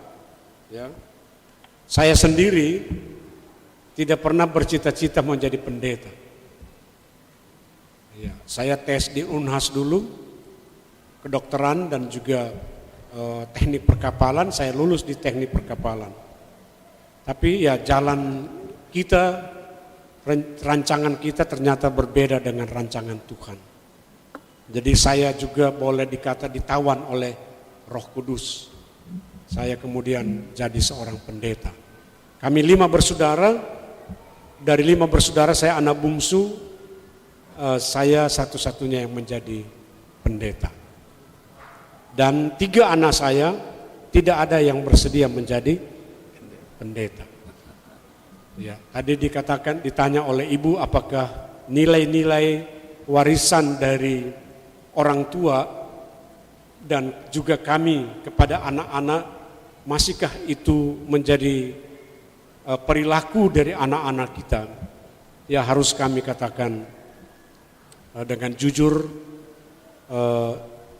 lebih banyak tidak lagi seperti itu. Kenapa? Karena memang era kita berbeda. Iya. Apalagi kita, anak-anak kita dibesarkan pada era digitalisasi. Jadi di era teknologi yang sekarang ini, mereka semua bisa mengakses apa saja melalui gadget, melalui internet. Nah, sehingga kalau peranan kita sebagai orang tua tidak dominan lagi, maka bisa kita bayangkan bahwa bukan tidak mungkin 20 sampai 50 tahun yang akan datang gereja bisa kosong. Kalau kemudian kita sebagai gereja, sebagai orang tua tidak menanamkan nilai-nilai religiusitas sejak dini kepada anak-anak kita. Kalau di luar negeri, saya kebetulan pernah belajar di Amerika, di sana itu gereja sudah kosong, di Belanda, di Jerman sudah kosong. Kalaupun toh ada, itu orang-orang tua saja. Kenapa? Ya itu pergumulan kita sebagai gereja, karena memang mereka lebih dahulu mendapat teknologi ya. Sehingga mereka semua bisa mengakses apa saja, sehingga gereja tidak lagi dipandang sebagai sesuatu yang wajib, karena gereja menurut mereka sebagai lembaga yang justru lebih banyak program-program yang sifatnya sosial, bukan lagi spiritual, karena menurut mereka bisa menemukan Tuhan secara pribadi, tidak lagi melalui lembaga. Nah ini tantangan Pak, kita sebagai, saya pernah pimpinan sinode 2 periode, ini tantangan kita untuk kemudian bisa merancang kegiatan-kegiatan yang betul-betul terfokus pada spiritualitas. Ya, spiritualitas. Tadi Pak Lombantoruan tadi jujur mengatakan tidak tertarik pada hal-hal yang sifatnya tidak mengacu pada Alkitab. Saya pikir saya setuju juga. Tapi kemudian ya kita juga harus melihat bahwa pendidikan ini dari seluruh aspek ya, tidak hanya spiritualitas. Tapi bicara tentang pendidikan itu harus secara holistik. Kita juga butuh pengetahuan, disiplin ilmu lain untuk memberikan pengetahuan yang komprehensif kepada anak-anak kita. Ya memang Alkitab menjadi acuan satu-satunya untuk iman Kristen, tetapi pengetahuan yang lain, pendekatan dari disiplin ilmu lain itu juga bisa mengafirmasi kebutuhan-kebutuhan anak-anak kita. Ya, saya langsung pada Ibu Siahaan, terima kasih sudah sharing ya. Dan memang anak-anak kita tidak seperti kita dulu lagi, Bu. Nah, anak-anak saya juga ya harus jujur, ya cuci pakaian sendiri juga susah gitu ya, karena mereka dimanjakan oleh kemudahan-kemudahan yang luar biasa. Tapi menurut saya kita sebagai orang tua tidak boleh berhenti untuk memberikan keteladanan. Nah, contoh-contoh kehidupan praktis itulah yang harus terus kita wariskan. Karena anak-anak kita dengan gadgetnya bisa keliling dunia, apa saja dia bisa dapat dari gadget. Dia tidak perlu bertanya kepada Pak Pendeta, semua jawabannya ada di sini. Nah, apa yang tidak bisa, yang tidak ditemukan oleh anak-anak kita di sini? Satu aja, yaitu keteladanan. Nah, kalau keteladanan pun kita tidak bisa wariskan, kita sudah bisa membayangkan anak-anak kita, jemaat kita akan menjadi seperti apa. Saya pikir itu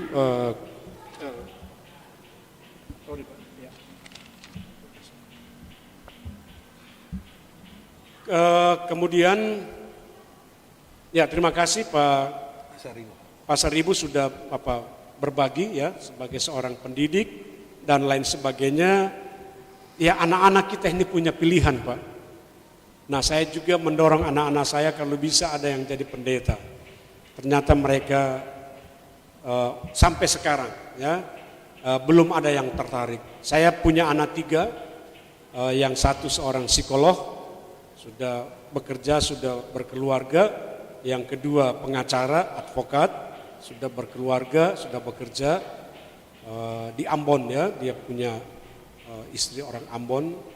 Dan yang ketiga farmasi, sementara susun skripsi.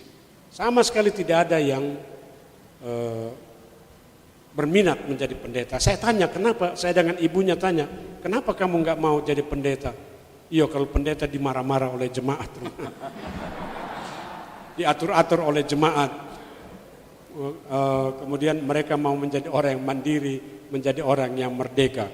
Jadi ya gitu Pak, kita sekarang ya tidak bisa memaksa anak-anak kita, kecuali memang ada rencana Tuhan, rancangan Tuhan untuk kemudian apakah setelah mereka jadi sarjana A, B, dan C, mereka ingin menjadi pendeta, ya itu Tuhanlah yang kemudian menentukan. Nah tapi kalau dari mereka tidak ada yang ini. Ya tadi mohon penjelasan perimbangan keluar dalam pendidikan, faktor-faktor ya sejak kehidupan. Nah memang ada teori behavioristik Pak, ya Erik Erikson dan lain sebagainya. Nah itu apalagi Bapak sebagai seorang pendidik ya sudah sangat memahami bahwa ya memang pendidikan itu bahkan bukan sejak dini, dalam kandungan saja sudah ada proses pendidikan di sana. Misalnya ibu-ibu hamil harus mendengarkan musik dan lain sebagainya. Sekarang teori tentang edukasi dan lain sebagainya sudah luar biasa, sudah termodifikasi. Dan saya senang tadi Pak Lumbantorion mengatakan bahwa Bapak sangat fokus pada apa yang dikatakan oleh Alkitab. Ya, benar bahwa takut akan Tuhan adalah awal pengetahuan. Tetapi anak-anak kita juga harus diperlengkapi tidak hanya Alkitab, tetapi juga dengan pengetahuan atau disiplin-disiplin ilmu yang kemudian akan melengkapi mereka, karena manusia ini kan multidimensi. Ya, manusia multidimensi. Kalau aspek spiritualitas itu memang Alkitab. Nah, tapi kalau hal-hal yang kemudian berhubungan dengan masalah-masalah lain, kita butuh ilmu, ya, pendekatan, model yang lain, karena persoalan-persoalan yang dihadapi oleh anak-anak kita sekarang itu adalah persoalan-persoalan yang sangat kompleks. Jadi kompleksitas persoalan yang dihadapi oleh generasi kita juga lebih dari apa yang pernah kita hadapi. Nah, ada salah satu kiat yang Bapak Lumban Toruan sampaikan tadi mengenai sosial budaya, ya, sedapat mungkin kesempatan untuk pulang kampung dan lain sebagainya. Saya pikir itu menjadi sesuatu yang penting supaya kemudian anak-anak cinta negeri asal orang tua mereka. Nah, tetapi dengan apa yang disampaikan atau diprogramkan oleh jemaat ini tadi melalui kegiatan 14 Agustus yang akan datang, itu saya pikir salah satu bentuk supaya kemudian tanpa pulang kampung pun kita bisa menanamkan nilai-nilai sosial budaya bagi anak-anak dan generasi kita semua. Saya pikir itu yang bisa saya sampaikan. Terima kasih atas masukan dari Bapak Ibu saudara-saudara. Mungkin ya, silakan moderator. Ya, hanya tinggal 10 menit lagi, satu atau dua orang aja. Saya silakan Amang Gultom sama Amang Silitonga, itu aja serah saya. Itulah yang mewakili kita dulu untuk bertanya dalam sesi kedua ini. Iya, Lekol Gultom. Terima kasih. Ini mungkin agak beda dengan yang kita bicarakan. Begini Amang, kita lihat fenomena saat ini di media sosial. Ada 3 fenomena yang kami minta tanyakan sesuai Alkitabiah, iman Kristiani, mengenai nyawa manusia. Baru-baru ini aku ada kulihat penembakan kepada seseorang, dalam detik orang itu nyawanya habis. Itu pertama. Terus ada lagi fenomena, ada lebih daripada banyak hewan mau dipotong. Jadi cara motongnya memang sangat menentuh, memang menggoncang. Sambil berjalan begitu, setelah diam baru dipotong, detik nyawanya habis. Terus ada fenomena ketiga, dikumpulkan orang sampai ratusan orang, diambil samurai, dipotong tiap-tiap orang, kepalanya putus terlempar-lempar, detik nyawa manusia. Sekarang dari segi Alkitab, bagaimana Alkitabiah, dari segi iman, bagaimanakah nyawa-nyawa yang detik itu?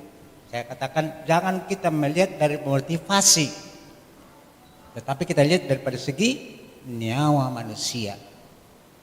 Bagaimanakah sekarang? Mohon Amang diberikan pencerahan kepada kita semua ini, karena kami ini, saya sebetulnya tergoncang melihat itu, kok nyawa begitu. Bagaimana sekarang pandangan daripada Alkitabiah tentang hal ini? 3 fenomena yang saya sebutkan tadi. Terima kasih Amang. Mas. Ya, Amang Silitonga, silakan Amang. Ya, terima kasih Amang. Saya pertama-tama menyampaikan saya mempunyai 3 orang anak. Anak pertama laki-laki, anak kedua laki-laki, yang ketiga ini perempuan. Nah, yang saya mau ingin sampaikan kepada Bapak Kamboji, Silitonga Pak. Jadi begini Pak, ini saya mau menyampaikan tentang fungsi dalam rumah. Apakah itu sebagai home atau house? Saya tertarik di sini tentang house. Di situ dikatakan bisa sebagai tempat berkomunikasi dan tempat pembentukan karakter. Nah, saya itu fungsi home ya. Fungsi home. Lalu pembentukan karakter ini saya kebetulan begini, kalau macam kami orang Batak ini Pak, ada budaya seperti ini. Untuk membina anak-anak itu barangkali kami semua sama.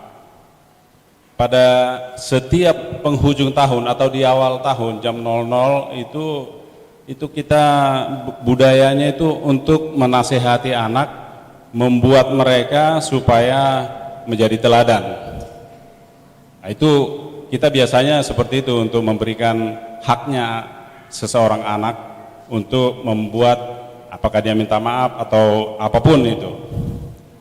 Nah, ternyata kalau saya lihat Pak, itu kemungkinan ketika putri saya mengatakan di sini putri karena bisa kalau kami orang Batak itu mengatakan kalau anak yaitu untuk anak laki-laki, putri itu ya boru perempuan. Nah, putri saya ini agak kritis berpikir. Jadi kemungkinan yang rutinitas setiap tahun itu kemungkinan ada unsur jenuhnya. Ya, kita menasehati, kemungkinan dia berpikir itu saja, tidak ada lain, cuman itu saja, nasihat dan seterusnya. Nah, 2 hari yang lalu, ini baru 2 hari yang lalu, dia mengirim seperti ini, dia mengirim video kepada saya yang kalimatnya itu di video itu mengatakan begini, iya betul orang tua kita itu tidak salah, tapi pengajarannya itu berlaku pada era 1970-an. Nah, jadi sekarang sudah di era 2022. Itu ada videonya. Ini saya belum tanya kepada dia apa motivasinya dia untuk mengirimkan video tersebut kepada saya. Nah, dalam hati saya apakah ini ada unsur kejenuhan atau bagaimana, atau mungkin di rumah sudah tidak nyaman? Ya saya tidak tahu ya, tapi saya tidak boleh langsung suudzon duluan kepada putri saya. Karena sepanjang ini saya masih mengamati dengan jarak jauh, ya masih hal-hal yang positif yang diikutin. Dan kebetulan memang ya dia sih masih takut akan Tuhan. Karena dari statementnya dia mengatakan, Bapak sama Mama jangan terlalu banyak khawatir kepada saya. Meskipun saya pulang lewat dari jam yang ditentukan, saya itu tetap takut akan Tuhan. Jadi kalau teman-teman saya itu takutnya sama orang tua, oh saya beda Pak, saya beda Mak. CCTV saya itu adalah Tuhan. Jadi Bapak sama Mama tidak perlu khawatir sama saya, kalaupun agak terlambat. Jadi contohnya pulang dari gereja ini atau dari kampusnya, dan dari ada mereka membuat PA dari alumni SMA 5. Nah, termasuk tadi juga, jadi lanjut ke PA SMA 5. Nah, yang saya mau tanyakan kepada Pak Kamboji, kira-kira jawaban saya kepada putri saya ini seperti apa? Apa motivasinya dia itu mengatakan atau mengirimkan video itu kepada saya seolah-olah pengajaran-pengajaran atau pembentukan karakter yang saya tempa di dalam rumah, apakah itu menyalahi untuk anak di era zaman sekarang ini? Ya maklum, saya ini kan ya orang tua yang sudah ya katakanlah sudah berumur, sudah di atas kepala 6. Nah, jadi begitu juga barangkali orang-orang tua lain. Jadi itu yang saya maksud. Lalu hal yang kedua juga,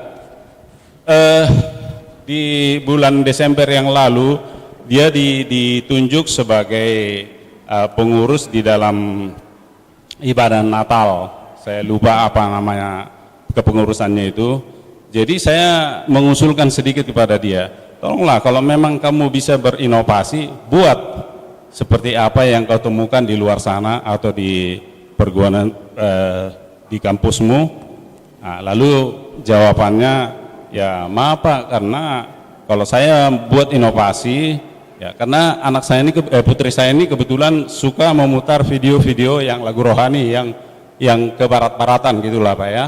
Ya mungkin karena sudah zamannya seperti itu, seperti lagu yang ramai dengan lagu Goodness of God contohnya, nah, itu kan sangat membuat bulu merinding sebenarnya. Nah, jadi itu Pak yang saya mau tanyakan, seperti apa sikap saya, karena saya tentunya harus berhati-hati kepada putri saya, jangan sampai tersinggung dan lain sebagainya. Itu barangkali Pak yang perlu saya tanyakan. Terima kasih. Ya, langsung aja Pak. Ya, terima kasih Pak Silitonga dan juga Pak Gultom. Saya menegaskan bahwa Ulangan 6 ayat 6 sampai dengan ayat 9 itu tetap relevan sampai dengan sekarang. Iya, itu tidak pernah berubah.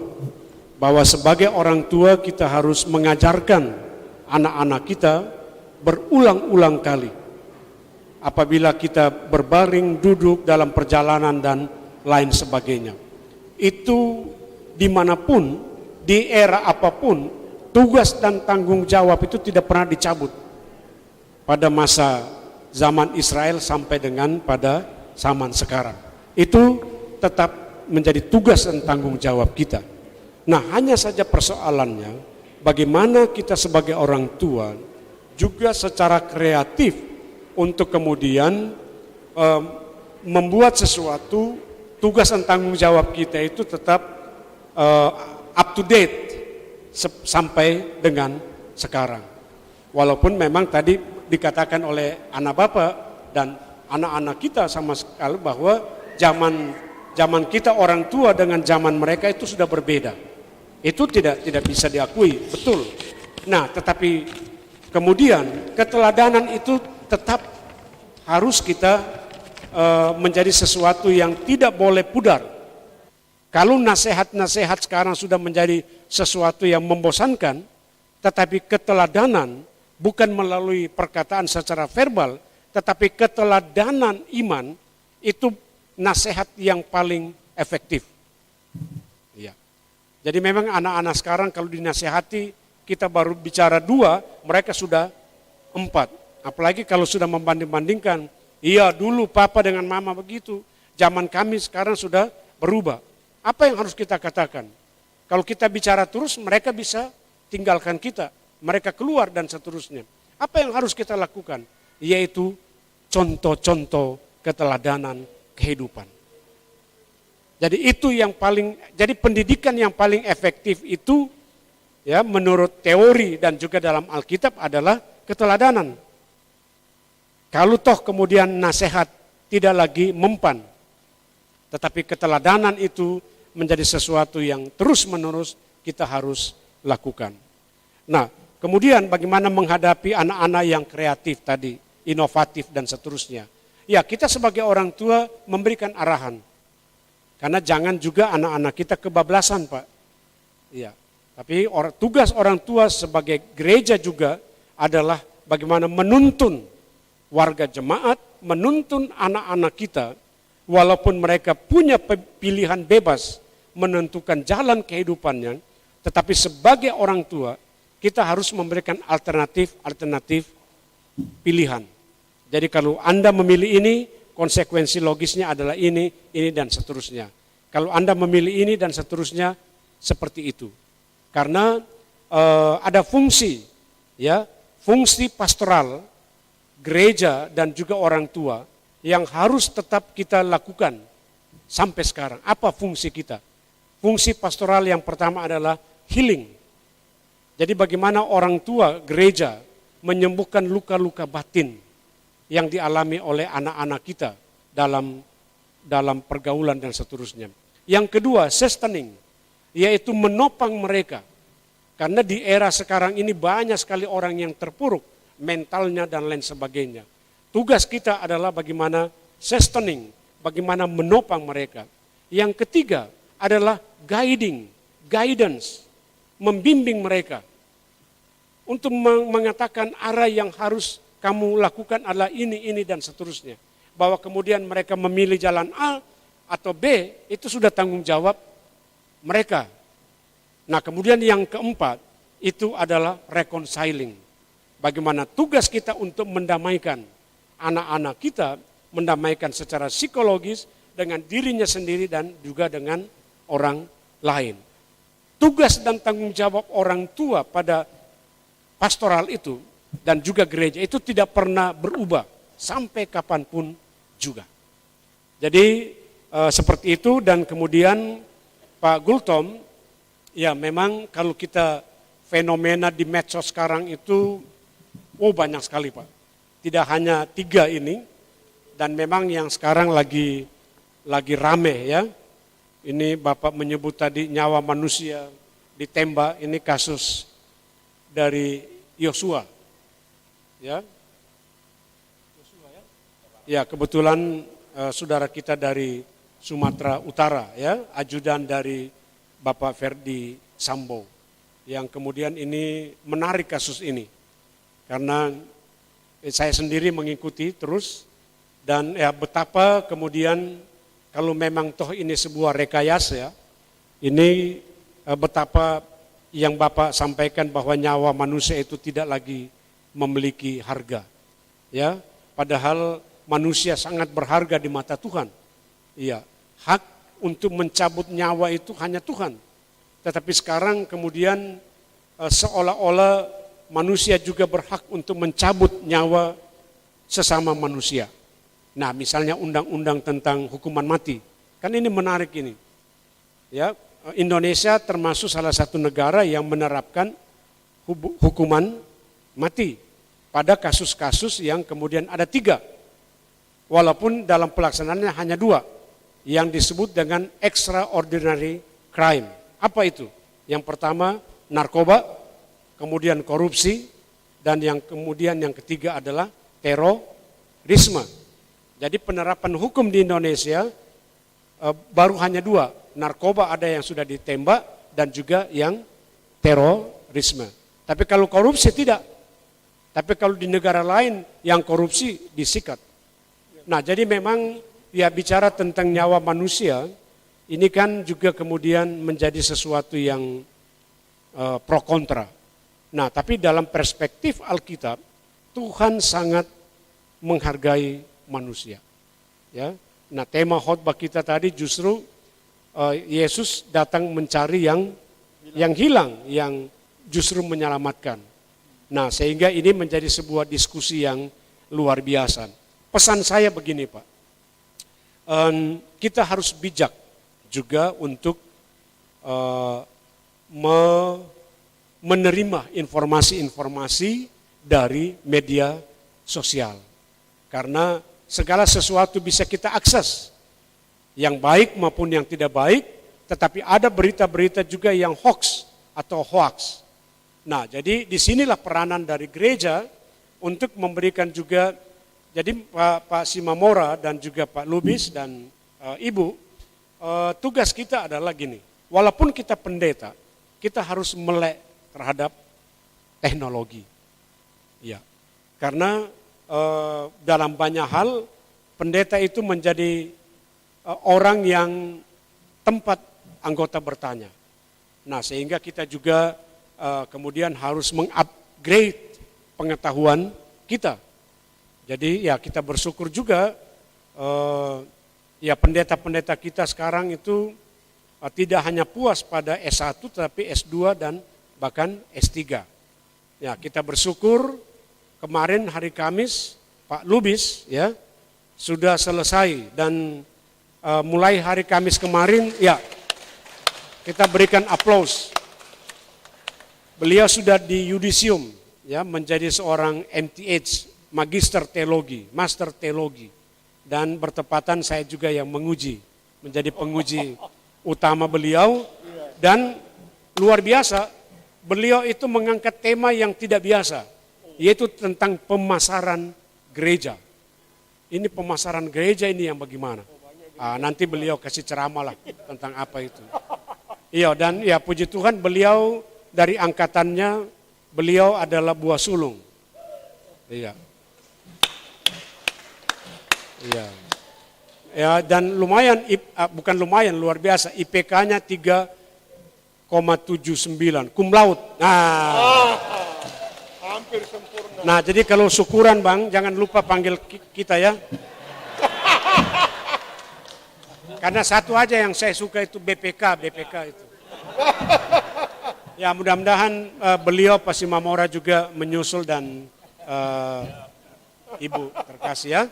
Nah, jadi memang kembali bahwa sebagai pendeta, sebagai orang Kristen harus kita mengupgrade diri.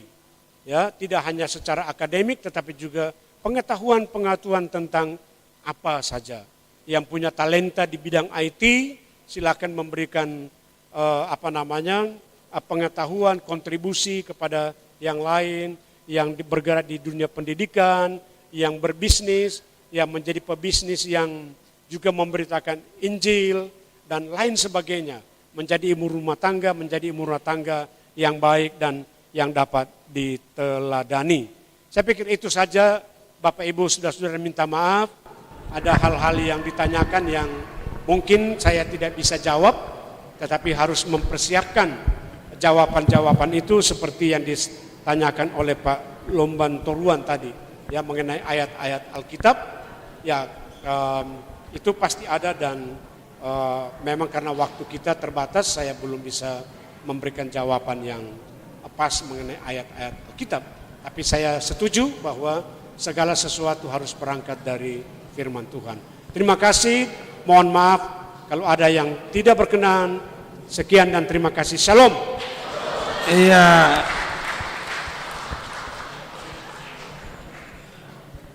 Terima kasih Pak Ones, sudah banyak menolong kami, membantu kami Jemaat KBP Makassar melalui firman Tuhan pada hari ini dan juga melalui materi ini. Bapak, Ibu dan saudara-saudara, mungkin untuk tindak lanjut dari materi yang kita dengar pada hari ini sudah saya tawarkan kemarin sama ibu-ibu di Tanjung Bira waktu wisata rohani. Sudah waktunya mungkin mulai 2023 kita membuka grup atau membuka diskusi-diskusi setiap bulannya secara rutin untuk pasutri, pasangan suami istri. Siapa yang datang nanti silakan, itu untuk menolong kita masing-masing, apalagi untuk keluarga-keluarga muda. Ini udah kami coba di Jakarta, begitu menarik. Setiap tahun kami buat topik-topik yang baru untuk menolong para keluarga-keluarga, termasuk diskusi seperti yang ditanyakan Pak Luman Toruan dan juga Amang Pasaribu. Itu nanti sangat menolong keluarga-keluarga muda dan juga keluarga tua pun itu bisa nanti menolong dengan ada pertemuan-pertemuan kita pasangan suami istri di gereja kita adakan nanti mungkin setiap sekali sebulan dengan topik-topik tertentu yang perlu kita bahas. Saya rasa itu yang nanti tindak lanjut dari materi sekarang yang kita terima tentang kesehatan di keluarga. Sekali lagi mari kita tepuk tangan untuk Bapak Ones yang begitu luar biasa. Mudah-mudahan Tuhan berkenan beberapa tahun ke depan jadi guru besar. Karena ada peluang untuk jadi guru besar kalau jadi dosen. Tapi kalau pendeta Simamora sampai pendeta Louis, kalau di jemaat melayani itu tidak mungkin untuk guru besar. Ya, saya rasa itulah untuk materi kita pada hari ini. Sesi untuk seminar dari tahun kesehatan secara khusus tentang keluarga. Mungkin untuk periode ketiga nanti setelah selesai pesta budaya kita, ibadah budaya kita, mungkin ada nanti lagi seminar-seminar yang mungkin akan kita pilih lagi topik-topik yang menarik yang bisa kita pergunakan di dalam kehidupan kita sehari-hari.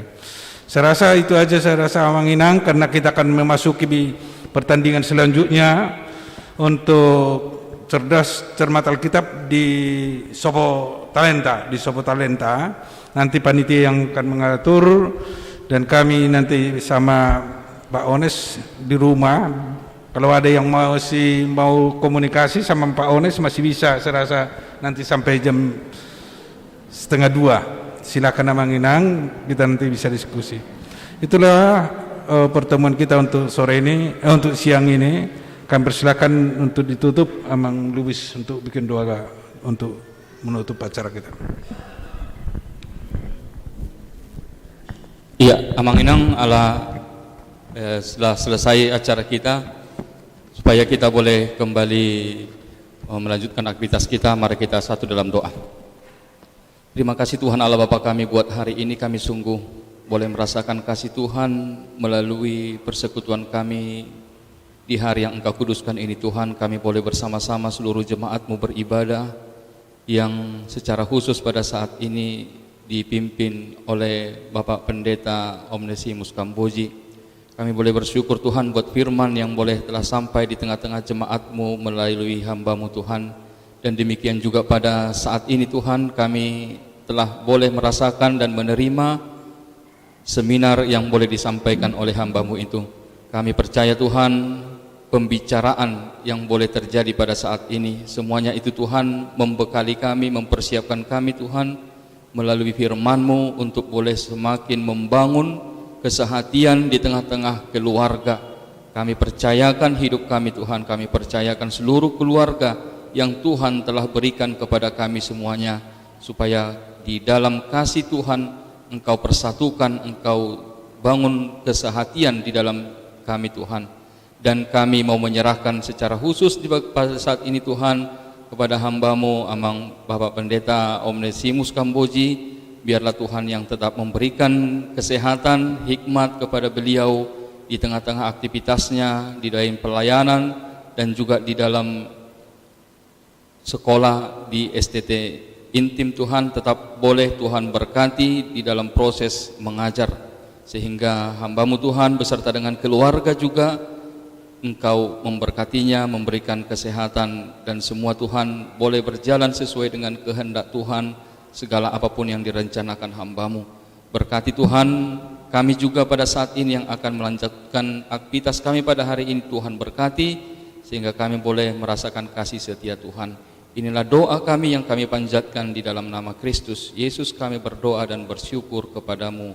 Amin. Anugerah Tuhan kita Yesus Kristus, kasih Allah Bapa dan persekutuan Roh Kudus yang menyertai kita sekalian. Amin. Oras Madihita.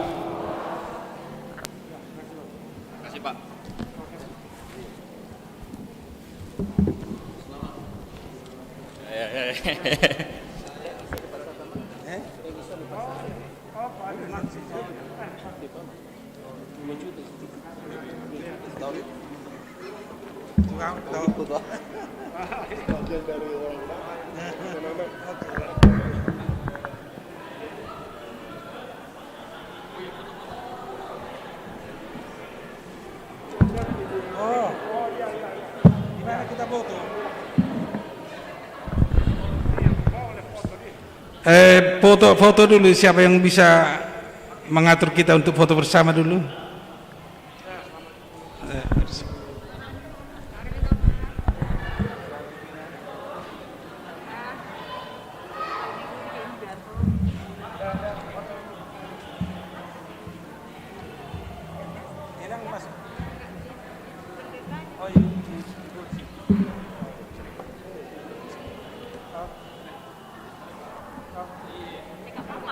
Di dekat Bapak itu.